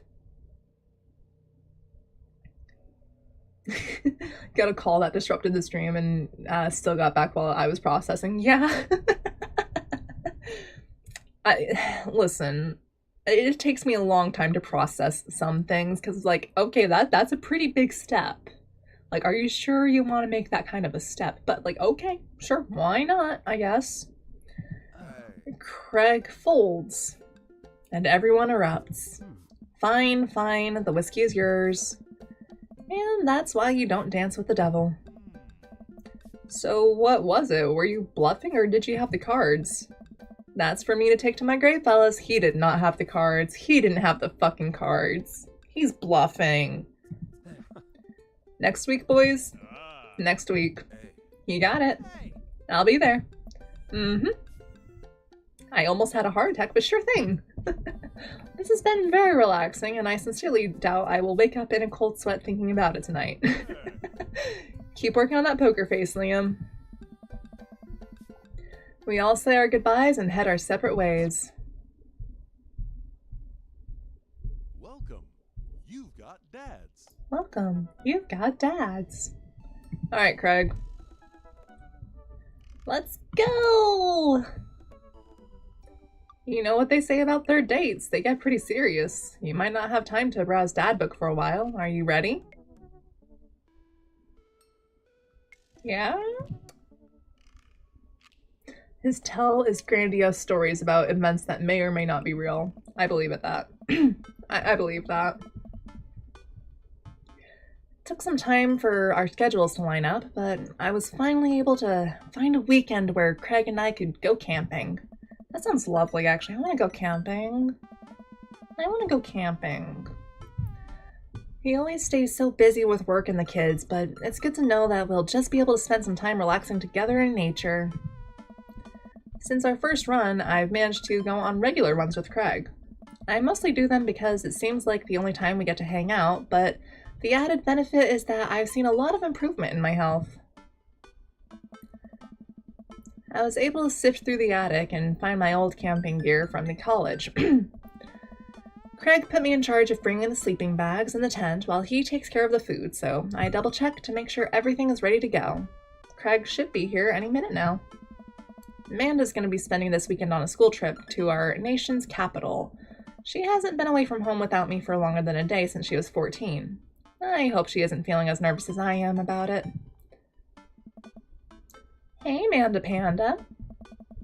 Amanda's in the middle of sitting on top of her luggage in order to get it to finally zip. My bad. Hey, Pops. Ready for your trip? Once I get this bad boy all zipped up, I'm good to go. How much did you pack? That seems like a lot for 2 days. Oh, it's all my camera equipment. Lenses, tripod, flash, all that. Are you even gonna have time to take pictures? I'll find a way.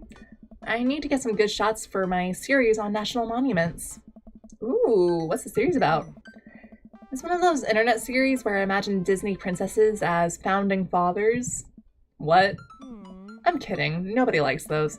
I'm taking portraits of my friends. Oh, well, I'm gonna be in the woods, out there in nature. You know, roughing it up. Okay. Just me and Mother Nature, the old Madre de Trees. Are you gonna be alright on your own? Yeah. I'm not gonna have any signal out there. I won't be able to text or call you at all. Oh, it's alright. I'll be able to survive a couple of days without constant updates on just who voted off who just got voted off of International Haunted House Hunters. Jesus fucking Christ, I can't read. Okay. Well, I'll miss you. And for the record, Bradley was pushed down a flight of ornate stairs by a ghost. They were really beautiful stairs. Amanda finishes zipping up the big suitcase, and lugs it next to the door of her bedroom. She turns around and gives me a big hug.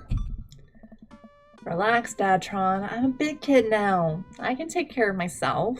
Besides, I gotta share a room with Monica Sanders and 2 mom chaperones. The most trouble I could possibly get into is falling asleep with a tub of ice cream on me. Oh, well, alright. Don't steal anything, okay? Since you asked nicely, fine, I promise. I step outside, hauling my bags behind me. Craig's already strapped some camping gear on top of my modest but stylish car. He notices me carrying my equipment and hurries over to take it from me. Such a gentleman. I almost had a case of vapors there. Never fear, these muscles were made for picking up heavy things and putting them in other places. New way to seal away demon, just making them read, actually. I'm struggling to fucking read today, I don't know why. But here we are, ow. Here we are. I guess I can't argue with that. Everything good with Amanda? Yep, on our way to a school trip to Washington, D.C. What about your offspring? Already at Smashley's for the weekend. I'm ready to get my camp on. I load the rest of my stuff into Craig's car and we get in. Oh no! What's wrong? I think I left my juicer plugged in. We gotta go back. Are you worried that someone's gonna break into your house and cold press some carrots? No, it's just... Just try to relax, man. Let the juicer float away. Take all your worries and blend them into pulpy good vibes. Craig takes a deep breath. Do we have anything to listen to? All I had at my place is a series of CDs that guide you through a thorough and intense calisthenics workout. Do you want to listen to those? Not really. I'm just kidding. Craig hands me a thick case filled with CDs. Take your pick. I thumb through page after page of kids sing-along CDs. Oh yeah, Twinkle Twinkle Little Star takes me back. Keep going. I get to the end of the case to find, in the very last slot, a blank CD with Craig's handwriting on it. DJ Kegstand's Mega Mix Volume 1? Made it just for the trip. I think you'll like it. I pop the CD into the car stereo and it's like I'm immediately transported to our old dorm room. Hit after hit plays and soon enough we're both happily scream singing the lyrics to each other as we fly down the highway. Da-da-da-da. This song was Carl's favorite. Carl, the third roommate! You brought that dog home one night and I couldn't pry you two apart.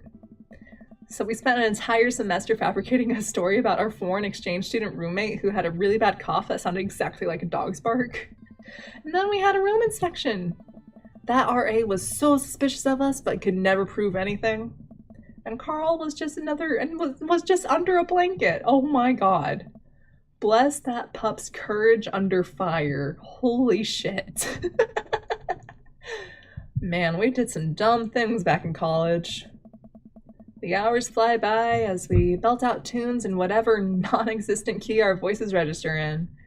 Soon enough, we're surrounded by lush trees and spectacular vistas of everything amazing that nature has to offer. God, I want to go camping so bad now.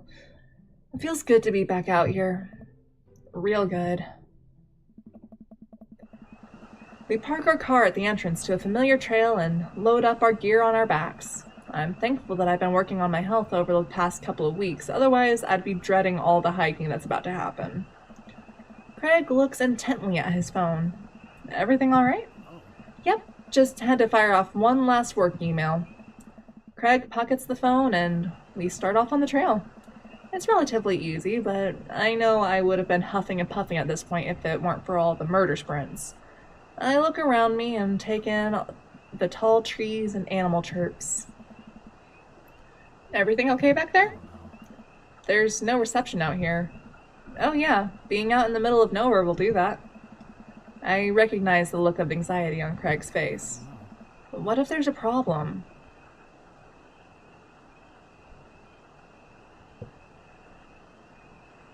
You've trained for this? I'm gonna go with you trained for this. Normally I would go with there won't be, try to calm his fears that way, but no, you've trained for this, buddy. You got this. Look, Craig, we all know that if you really wanted, you could flex your calf muscles and fly out of here like a rocket ship all the way back to Maple Bay. You're gonna be fine. We're gonna be fine. This is our weekend. We keep marching down the trail, but it seems like Craig is still worried. After a bit, he stops in his tracks. The only things I can think of that's good about camping are a love of physical exertion, serenity, and interesting locales for activities that aren't misfortune. Hey, listen, it's just nice to be out in nature. Sometimes you just gotta connect to that kind of shit, you know? I don't know how to explain it, okay? But I love camping. I love it so much. I wish I could do it more often, but maybe we should go back. We could find another campground that gets good cell phone reception. Craig, seriously, what's wrong? I mean, I'm just really nervous. My dad instinct is kicking in and my mind keeps conjuring up all sorts of worst case scenarios. What if something happens to the girls? I don't have a signal. I would have no way of knowing. I mean, you did say you did say serenity. Let me tell you, that feeling never goes away, no matter how old your kids are. You just gotta remind yourself that they're in good hands. Craig doesn't say anything. I give him a reassuring punch on the shoulder. Try to remember why we came out here. The plan was to get away from it all and just focus on ourselves for this little trip. No distractions, no cell phone service, just two dads relaxing out in the woods. Craig looks me directly in the eyes. No distractions, no cell phone service, just two dads relaxing out in the woods. Last time I was in nature, I almost caused a potentially town-sized forest fire.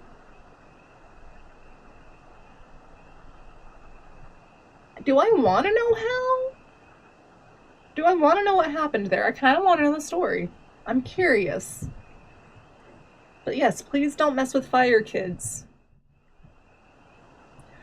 Like Smokey the Bear says, only you can prevent wildfires, and that's by not playing with fire. We are gonna have some fun this weekend. Craig and I get back to marching. It's not too long of a hike before we get to the campsite, and we're both glad to see we're not the only people there. I can't believe you still have this tent. Found it in my attic and already checked it for holes. It's seen better days, sure, but I think we'll be able to survive. It was a large, town-sized or more forest. Jesus. That is a large forest. I dumped the bag of fabric and poles onto the ground. We unfold the tent in the desired spot. I hand Craig the stakes. Still know how to do this, right? Of course we do. We do not.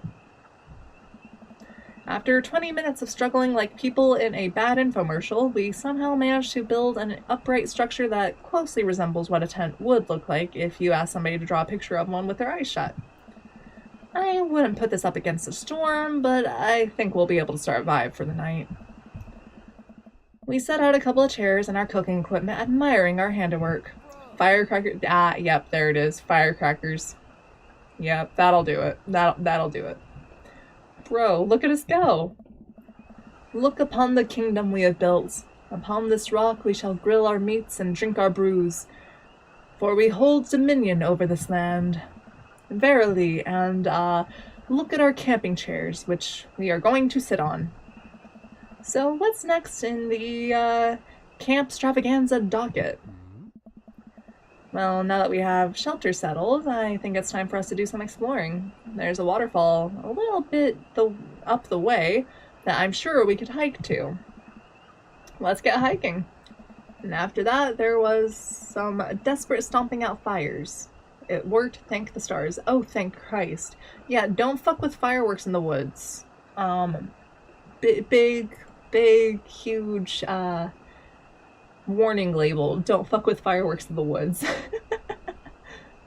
Anyways, Craig and I venture into the woods. We amble along, taking our time to chat and admire the wildlife. Craig reaches out an arm and stops me. Dude, does that look like what I think it looks like? I look over at where he's pointing. Oh my god, it does. That tree looks like a butt. I can't get over how detailed it is. I examine the butt tree further. The contour is perfect. It even has back dimples. Damn, I'm jealous of a tree. I thought we were gonna have a great time camping, but this makes it even better. Craig holds back a snicker. I aspire to have every hike be as good as this one. I'm snickering now too. Let's analyze this tree further. Craig and I share a huge belly laugh at our awful jokes. The best thing about this is that there's no daughters here to tell us our jokes are bad. We high five. Craig and I hit the trail again. It's been a long time since we've been out here, but everything seems more or less familiar. We point out old landmarks that we remember back from our college days. I think we're getting close now. Check it out. There's a clearing up ahead. As we get closer, I can hear water running.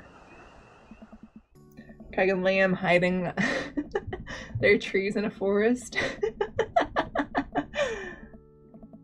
Cresting over a hill, Craig and I are greeted by a wide clearing surrounded by trees. In front of us is a beautiful waterfall spilling into a large body of water that runs into a river. Mouths agape with the genuine beauty of the place, we go to investigate.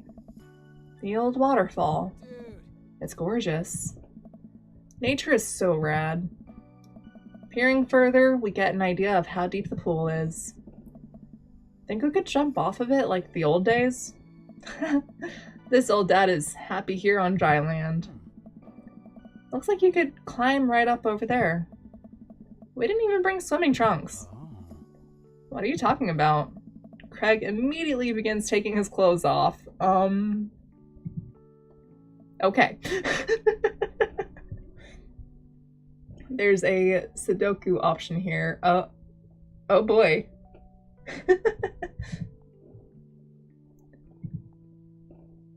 Look at Craig's butt. Look at the butt. I can't help but sneak a peek. That is a good butt. Craig turns around suddenly. He catches me looking. I do a lot of glute workouts. Oh, I can tell. I can tell. That's a nice ass. I immediately turn away, blushing. You coming or what? Oh, I don't know about this dude. He's already making his way over to the waterfall by the time I finish my sentence. When he realizes I'm not right behind him, he turns around and rolls his eyes. We lived together for years and I've seen your ass more times than I can count. It's no big deal. Let's put on a show. If the clothes are coming off, then it's someone's birthday. Craig gives me the wolf whistle. I turn and give my booty a good spank. That one's for you, big boy. I take my shirt off and drop it in a pile with Craig's clothes. Oh my god. I put the rest of my clothes on the ground, feeling exposed. Craig and I climb up to the top of the waterfall, making sure not to slip on any wet rocks. He reaches the peak before I do and offers me a hand getting up. At the top, we look over the cliff and into the tiny lake. It seems so much higher up from this perspective. Craig has always been a daredevil. He pulled some stunts in college that I'm honestly still shocked he survived. I was always the one standing on the sidelines, watching and hoping I wouldn't be bringing him home in a gurney. Man, this could be dangerous. Craig looks me in the eyes. Don't think, just jump. Craig cannonballs off the waterfall and into the lake, creating a huge splash. I'm worried for a moment before he finally resurfaces from under the water. Woo! He treads water and looks up at me. You coming or what? Don't think, just jump. How are you supposed to just not think? I'm pretty sure that's not physically possible. My toes grip the edge of the rock. The water looks so far away. Don't think, just... I run off the edge, trying to do my best cannonball. Somewhere in the middle, it turns into a really graceful belly flop. I hit the water with a loud slap. Ouchie. I resurface to find Craig giggling. I rate that belly flop a solid 8 out of 10. Your form was lacking, but your heart was in the right place. I playfully splash water at Craig. Nice. Are you sure about that? I splash him again. You've given me no choice. Craig splashes me in the face with a huge wave of water. You awakened the beast. He launches another wave of water at me. Don't you put me in a corner here. Don't put a wild animal in the corner. Squirt water at him with your hands, hammer fist, dunk him. Jump from the water fog. Water fog? What? That is a thing, but that's not what that said. What the hell, brain? Okay.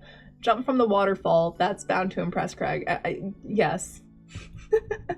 Okay, squirt water at him with your hands, hammer fist, dunk him. You know, I feel like if we're doing the bros just being bros, I feel like dunking him is like gonna be...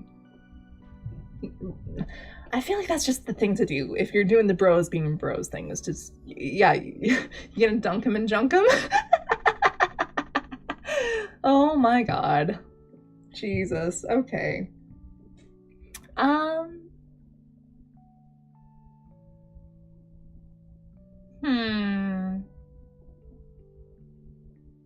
You know what?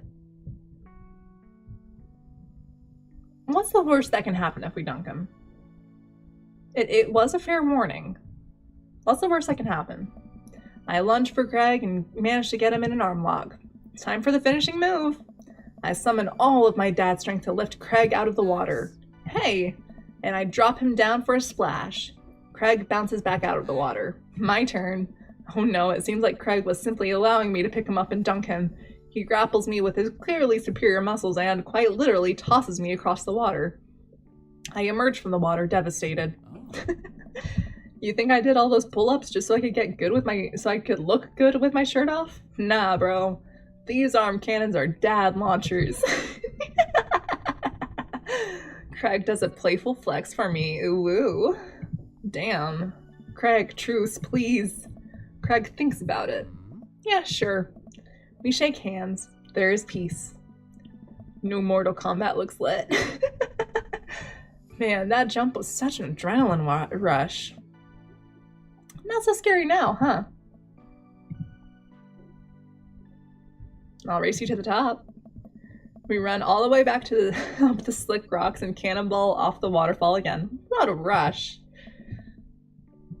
Good form on that one. Want to go again? You know it. With the same energy we had in our youth, we climb back up to the top of the waterfall. I'm brave enough to try a flip, which I'm sure looks incredibly graceful as I belly flop onto the water. Phew, man, this is fun. Got one more in ya? I live for danger. Takes us a little more time, but we get to the waterfall and both do our best running jumps into the water below. Alright, I think that's my limit. We should get back before it gets too dark. You're right. We should probably head back. We go to put our clothes back on and notice that they're soaking wet. Maybe a splash fight wasn't the best idea. It's okay. We'll get a fire going in no time. We can dry off and get some dinner going. That sounds lovely. Sopping wet, we hike back to the camp and unpack everything we need for dinner. Craig pulls out a couple of steaks and some chopped potatoes in tinfoil. Oh, that sounds yummy. You ready for a feast? Hey man, take a seat. The Craig train is pulling into the relaxation station and I'm your conductor. Let me cook for you. Absolutely not. Cooking is the thing that relaxes me the most. I'll take it from here.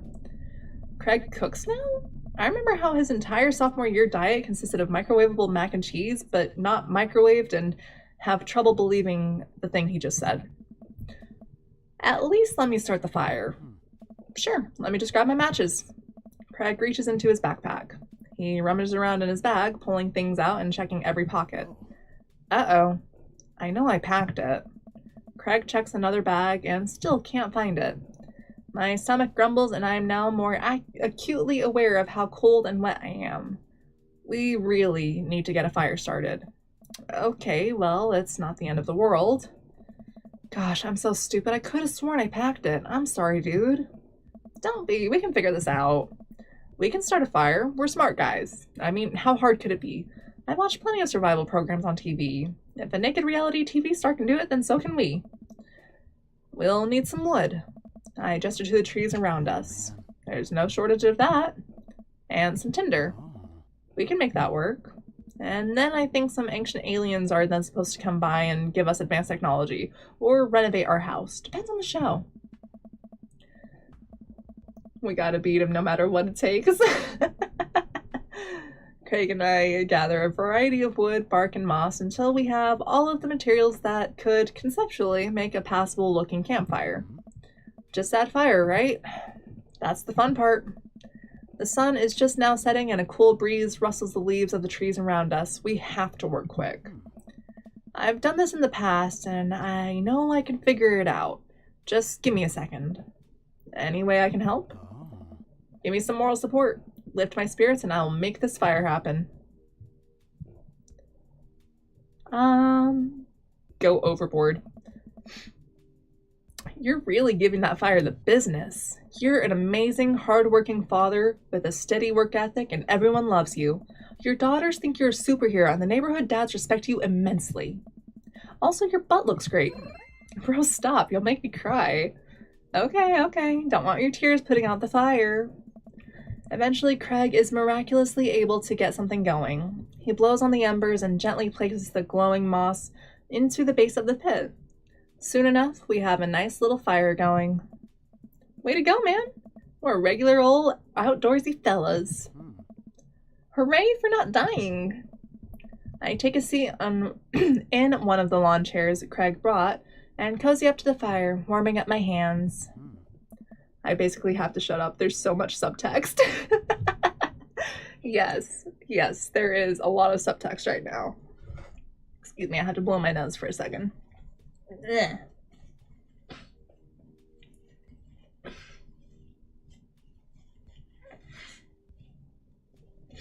There we go. Much better. Relax, man. Take it easy. Let me handle the dinner. I watch as Craig stokes the fire and sets up a makeshift grill for the steaks. After all that hiking and swimming and fire starting, I'm able to relax a bit. With the sound of crickets and the scent of steak filling the air, I actually feel pretty calm. Craig expertly sears 2 steaks in a pan he's been heating up on the fire, cracking thyme and crushed ginger over it while basting them both in butter. Oh, that sounds so yummy. Fuck! Wow, I didn't know he was actually good at cooking. Fanciest I ever saw him get in college was when he started sprinkling the seasoning packet onto dry ramen and eating it straight up. You mean that's not, like, a normal thing for people to do, is to, like, eat dry ramen like chips with the little seasoning packet? Huh, okay. Apparently I'm weird. When did this happen? He used to eat cereal every morning with beer instead of milk. I grew up, I guess. I think these are just about ready. Craig puts the steaks onto a paper plate and sets them aside. I start to reach for one, but Craig smacks my hand away. Dude, let them rest. It'll be more flavorful that way. I patiently return to my seat, eyeing the steaks longingly from a distance. They smell incredible. God, I want food! Craig prepares a side salad for us in the meantime, sprinkling feta cheese and onto freshly chopped greens. He plates it next to a generous pile of roasted potatoes covered in olive oil and rosemary. God, I am so hungry now. Fuck. I want. I want. All of that sounds really yummy. I want all of it. Someone feed me. Someone give me food. I'm gonna drink some water.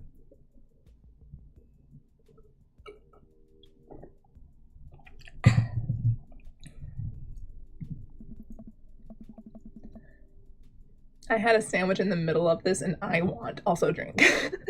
Yes. Once it's all ready, we sit down by the fire and dig in. God, I fucking want this.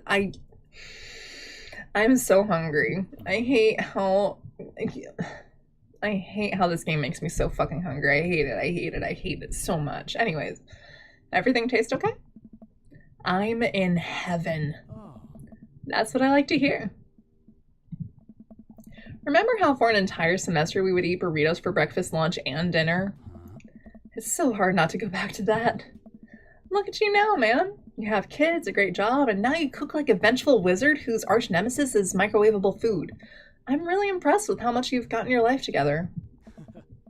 Still think, like, we should have definitely kept jumping into the waterfall. No. We're not doing that. There is a limit.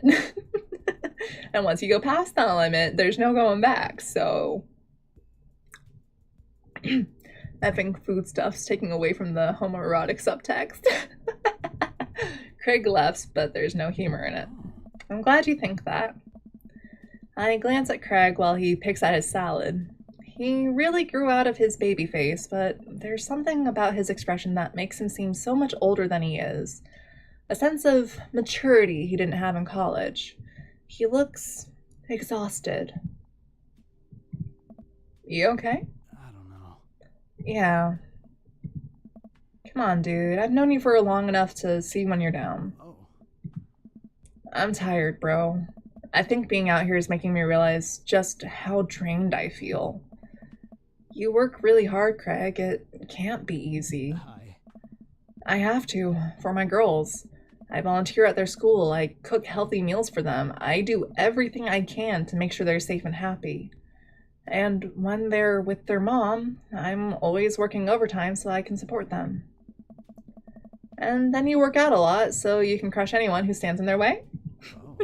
That, and I don't want to fall into my old habits. I need to set a good example for my girls. Aww. Can I give him Dad of the Year? Can I give him Dad of the Year? Oh my god. Also, yeah, one jump too much is the line between sharing a sleeping bag and having to get airlifted out of the woods with your junk out. Yeah, exactly. Oh man, holy shit. I want to give Craig like the Dad of the Year award because like, oh my god, look at Jesus. Fine, I can't give him Dad of the Year until you've played the fine.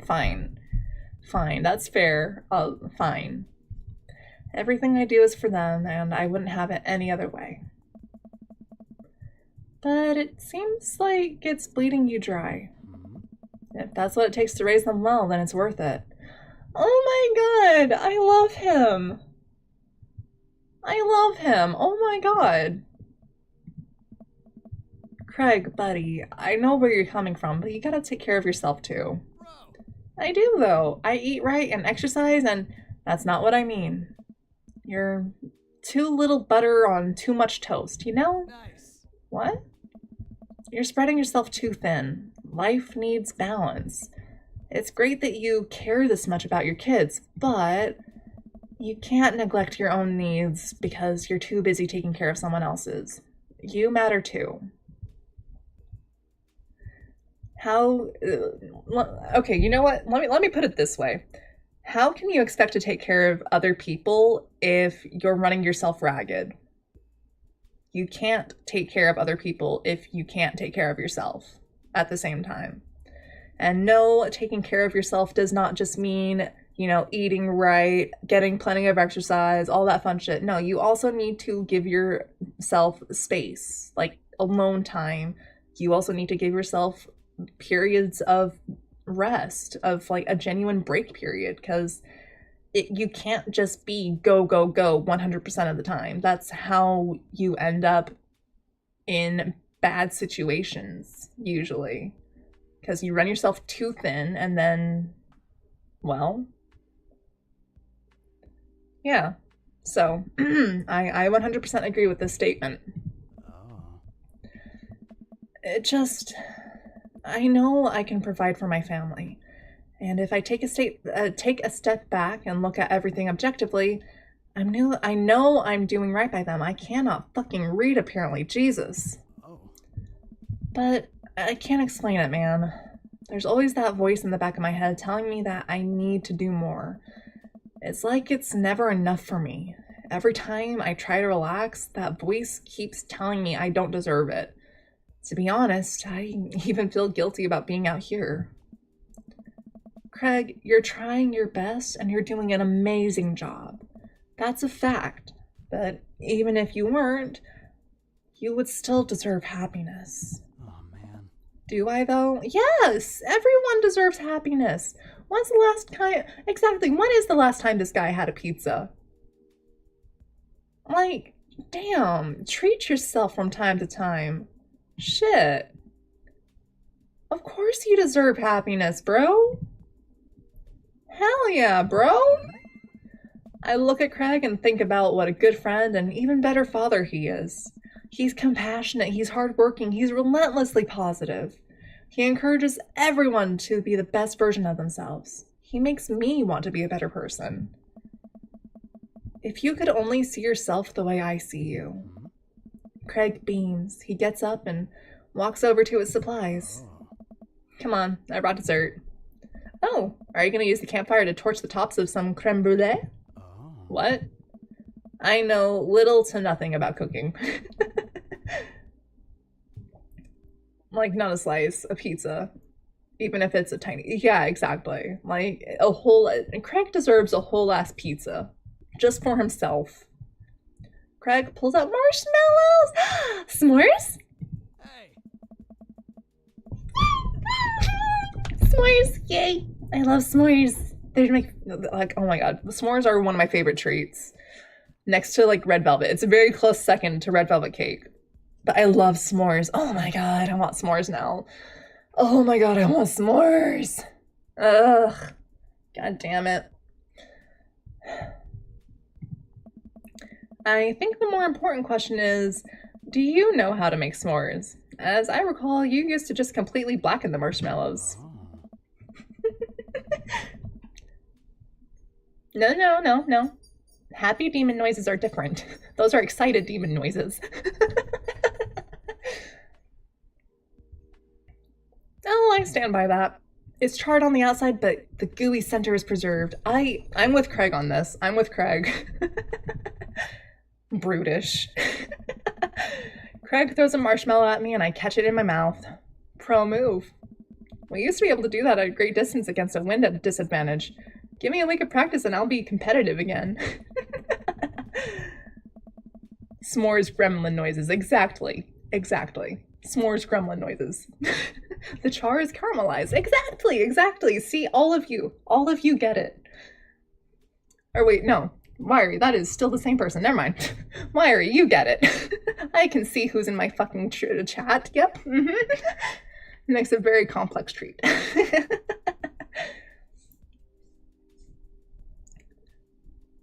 Craig and I sit in the warm glow of the campfire, watching embers float up towards the sky. The stars are so much brighter out here. Yeah, I miss this, Liam. Me too. We stay here until it gets late, half remembering stories from college. We watch as the fire dies and eventually clamber into the tent. We crawl into the tent and I unfurl my sleeping bag. Wait, where's the other sleeping bag? I look around for a second. Oh no, I must have left it at home. It's all yours, dude, I'm sorry. I'll just curl up over here. No way, here. Craig unzips the sleeping bag and spreads it out so there's enough room for both of us to lay on top of it. Nice. Night, bro. Good night, bro. I roll over and we face away from each other. Without a blanket, it's really cold. I shiver, and without realizing it, I find myself nestling closer to Craig. I'm sure he won't mind. He turns over and I can feel his breath on my neck. Oh, whoa? It's hard to focus on anything else. I turn over, trying to get more comfortable. I open my eyes to find Craig's face only a few inches from my own. For once, he looks at peace. His eyes flutter open. His hand finds a place on my waist. Oh, whoa. I'm not sure who leans in first, but suddenly we're kissing. We look at each other again, my heart racing. Craig. Oh, man. I got strong feelings for you, bro. Feelings I can't deny anymore. Remember, they were roommates. And they were roommates. Bro, me too. I run my hands through his hair, then down to his chest. Craig brings me closer, wrapping his arms around me. I feel so secure. You know, talking about old times is fun, but I like making new memories with you. Oh, sorry, just like Troll Hunter 3, the director's cut. And they were roommates. I smile, tracing the lines of his hip with my finger. We kiss again. I'm not too worried about us getting too cold tonight. Oh, whoa.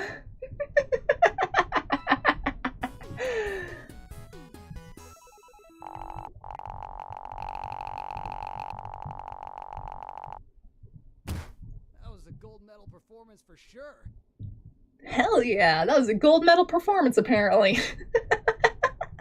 But look at us. We got the S rank. We are super. Oh god. That doesn't work since we added the third room. Oh wait, yeah. Well, the third roommate was just a dog. So it still counts. They were still roommates with a dog. It just adds to it. You know it.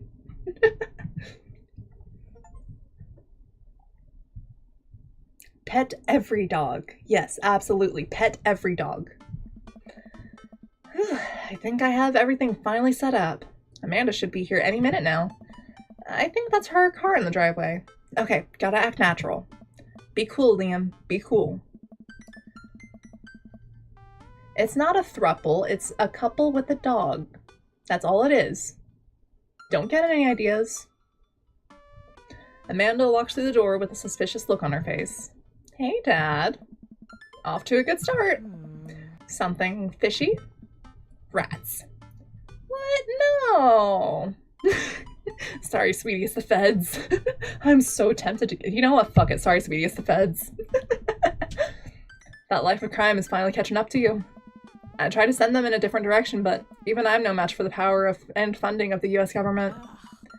Well, if they think they're gonna take me alive, they got another thing coming. I'm kidding. You're right. I have a little surprise for you. Yeah, I can tell. You're very bad at lying. Amanda, my dear, would you care to join me in the kitchen? Father, it would be fill my heart with glee. That's what that actually says. It would be fill my heart with glee. Okay. It would fill my heart with glee is what it should say. I think they forgot to get rid of the B, but that's fine. It's fine. I lead Amanda over to the kitchen table where a present lies covered under a tablecloth. It's nothing special, but I wanted to get you a little something. You graduated high school last week, and I know you told me not to make a big deal about it, but... Oh, Dad, you... I dramatically whip the cloth off the table. Amanda's jaw drops. No way! I figure you probably won't be able to get cable in the dorm, so I thought it might be nice to take a piece of home with you. A DVD box set of long-haul paranormal ice road ghost truckers. This is all 19 seasons! And bonus material, including commentary with actual ghosts featured on the show. Dad, I love this. Thank you. Demon final form dyslexia. I'm beginning to think. No, I don't have dyslexia. I have numbers dyslexia, the thing that I will never be able to remember the name of. I don't know why I'm so bad at remembering medical terms, but like, yeah, no, I have numbers dyslexia, but I don't have like word dyslexia. I just struggle to read sometimes because my brain gets ahead of me. Dyslexia is the name of the demon sister. Yes. Yes. She gives me a big hug. I'm glad you like it. Hey, you want to hang out with me in the backyard for a bit? Toss the old pigskin or something? Totally. I follow Amanda to the back door. What? You told me not to make a big deal, but you seem to have forgotten that my entire mission in life is to make a big deal out of your accomplishments. So, consider this your graduation party. Surprise! Dad, everyone's here. Well, yeah, everyone wanted to come and support you. Is that a mac and cheese bar? Sure is. Fully customizable down to the type of mac. And there's an ice cream cake. The good kind with the crunchies in the middle. Ooh. I am so hungry. I don't know what to say. Don't say anything. Just go have fun with your pals, alright? I'm so proud of you, Amanda. Amanda smiles and runs to her friends. I should make the rounds and make sure everyone's having a good time. But first, mac and cheese. Liam! Brian, you made it! I don't pass up on good mac. What do you think of the party? It's not bad. Just not bad? Yeah, it's not bad. Don't let him bait you. Don't let him bait you. Thank you for the lovely compliment. Daisy trots up. Hi, Amanda's dad. Hey, Brian's daughter. See how that feels? This is a really great party. Thanks so much for inviting us. You're very welcome, tiny child who knows how to pay a compliment. Brian and I lock eyes. This isn't over. Looks like you've settled into this neighborhood quite nicely. Yep. Couldn't ask for a better cul-de-sac. Oh. Well, I'm glad. Hopefully we'll see you at more church events. Doubt it. We got a big schedule planned for the rest of the year. Sure thing, Joseph. And maybe if you aren't doing anything later, we could hang out sometime. Just set up a George Foreman grill on your desk, steak and burgers in an instant. God, if I weren't concerned about the fire hazard that would bring, sure. Better than that other game with the culty sacks. Yes, actually. Cough, cough. Well, see you later. Hugo comes up to me with a plate of mac and cheese. The perfect cheddar to mac ratio. Beautiful work, Liam. Thanks, Hugo. You know, I'm really pleased to see Amanda going to her dream school. I'm glad she turned it around for finals. Me too. That scholarship money will really help. Amanda walks by and pretends to not see Hugo. Amanda, come say hi to your old teacher. Hey! Congratulations on graduating. I know you're going to do great things at art school. Yeah, thanks. Amanda starts to back away. Wait, I just realized that you're not my teacher anymore, so I don't have to be afraid of talking to you. You no longer hold power over me. Oh. You're right. Go forth, adults. I can no longer give you detention. Yeah, I'm gonna break anything I want, and there's nothing you can do about it. Are you still mad about that time I gave you detention for breaking my globe? Nope. Oh. And I'll have you know that the globe didn't even fit through the basketball hoop in the first place, so she'll fit into college just fine. Hey, Robert, glad you can make it. Yep. Robert takes a sip of his drink. Why is he being so cold to me? Everything okay? Sure. Why won't you talk to me? I thought we had something. Come on, Liam. You know what this was. You were an object to me the same way I thought I was an object to you. I figured we were on the same page here, at least from how you were acting. But I don't want to be in this if there are feelings involved. I got too much to deal with as it is. I'll catch you around. Hey, man. Matt! Let me know when Amanda leaves for college. I'll have a fresh batch of grateful banana bread ready for her. Thank you. I know she'll love that. What a splendid garden party. My deepest thanks for extending an invitation to my son and I. This icebox cake is divine. Close enough, it's divine. Yeah, thanks, dude. Good cake. Thanks for coming by. Hey, looks like Amanda's hanging out with Briar and Hazel. Let's see what they're up to. Okay, Briar, think of a shape. Hazel, what's she thinking? Square. Briar? Star. We'll get it next time. Amanda leans in close to Briar and Hazel, lowering her voice. Listen, you guys can be real with me. If you're downplaying your psychic abilities, I want you to know that you can trust me. Trying not to sneeze, excuse me. Heck, even think of me as your third twin. Amanda, that's a triplet. You know, Dad, by the time I'm done with these kids, we're gonna be finishing each other's... What? You didn't finish your sentence. What are we gonna be finishing? Each other's... sentences! See? Third twin. I have to go. As the party starts to wind down, I take a seat on our back porch step. The sun is setting and everyone seems to have eaten their fill. Amanda wanders over and sits down next to me. Killer party, Pops. What can I say? I was inspired. So, I also have something for you. For me? Why? Not to be completely genuine about my feelings for once or anything, but growing up wasn't easy. But it could have been a lot harder if it wasn't for you. Dad, you've been there for me through everything. There's been times in my life where you were my only friend. I was really scared of going to college and being so far away from you, but I realized that everything you've done for me has been to prepare me for this, and I'm ready. I wouldn't be who I am today without you. Don't cry, I swear to God, Liam, if you cry again. You're the best, Dad. I love you. And I'm crying. Anyway, that was enough emotional vulnerability for one day. Present time! Amanda hands me a tiny wrapped package.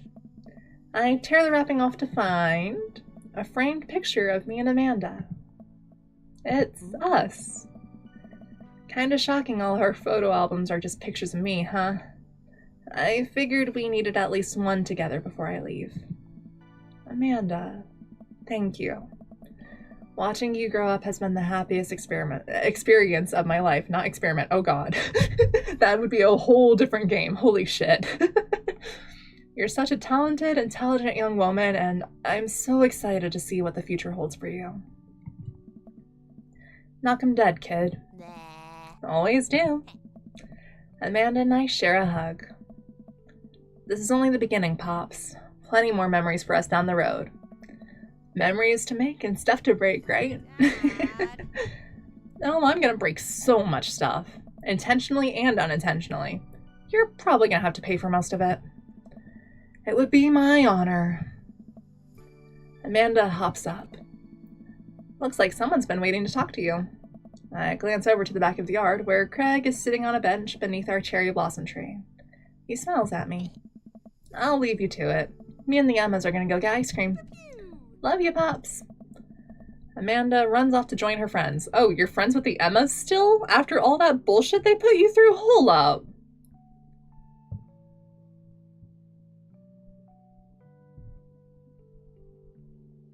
After all that they put you through, are you fucking kidding me? You're still friends with them? I didn't put my foot down and say, no, that's not a good idea. Are you fucking kidding me? She's so not cool that the dad has to leave out of awkwardness. And this is going to be so effing wholesome. Yes, it is. Watching you grow up has been the greatest experiment. Time to check out the control group. Apparently she's still friends with the Emmas. Whatever. It could not be me. Can't relate. Can't fucking relate to that. I'm sorry. Nope. I take a seat next to Craig as the last guests make their way out of the party. Bro. This reminds me of the parties we used to throw. Fewer keg stands, of course. Probably for the best. I don't want to get my hip replaced after a party trick goes wrong. We can leave keg stands in the past. I'm, taking this weekend to relax.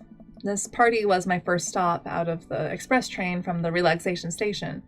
Next stop is, Napville. Pull into the Liam Concourse. There we go.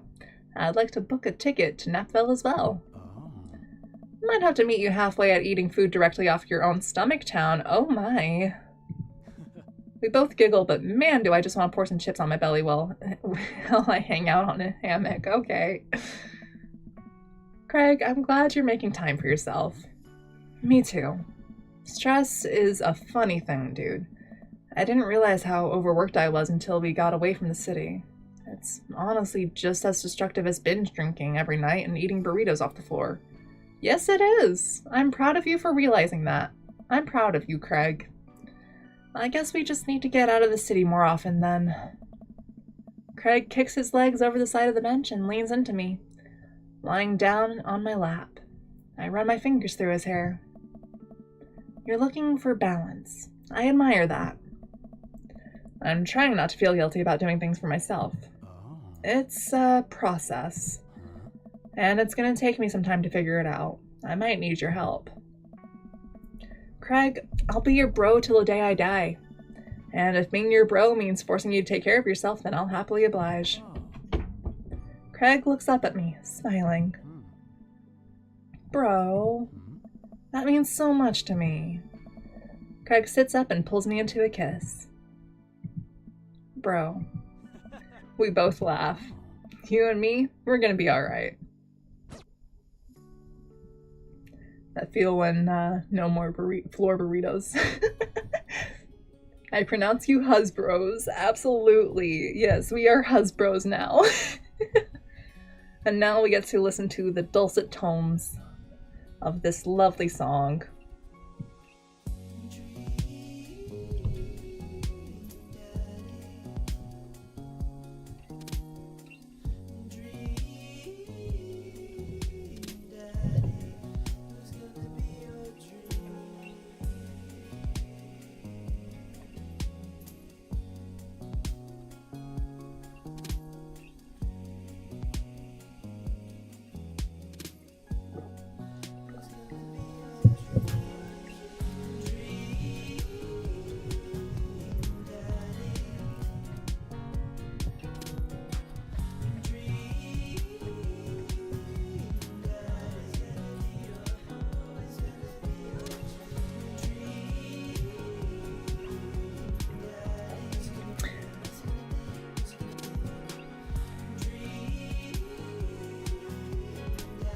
There's a piano minigame? Oh god.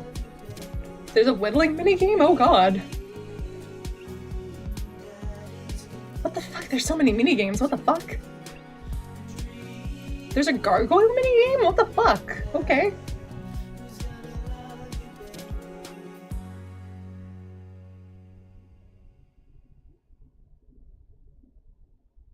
Oh, okay, we just have silence after that? Oh, okay. That's fine. Oh, there it goes.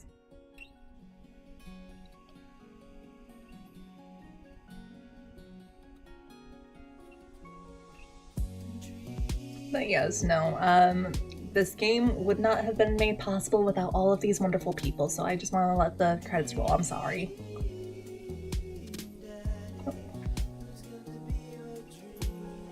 Oh, no, I might as well just stay over here. Oh, Jesus. I'm just gonna stay over here at this point. Hold on. And all of our dads. Oh, that's so cute.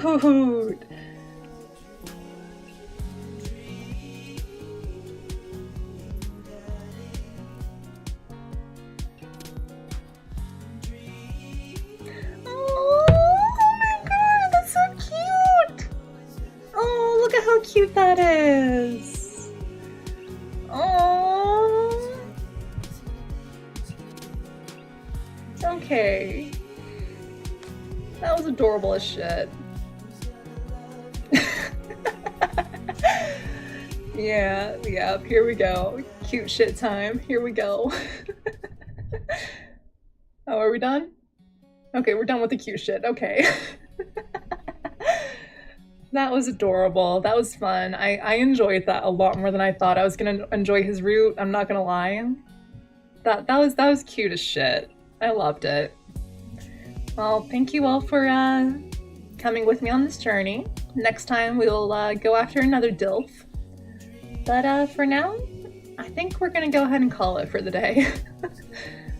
But yeah, it's been a blast. Thank you all for coming out and being a part of this with me, and also convincing me to do things in game with decisions and stuff. So yeah, I hope you all had as much fun as I did, and I'll see you after my medical leave. Starting next week, I will need,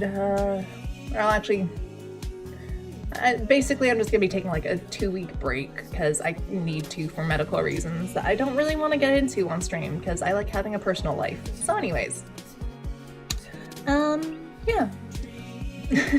I will do my best to be well. That's the goal right now, is to be well. So yeah, I'll see y'all whenever I get back from that. Whenever I'm all nice and better again, okay? I promise. Until then, though, I'll see you later. Bye!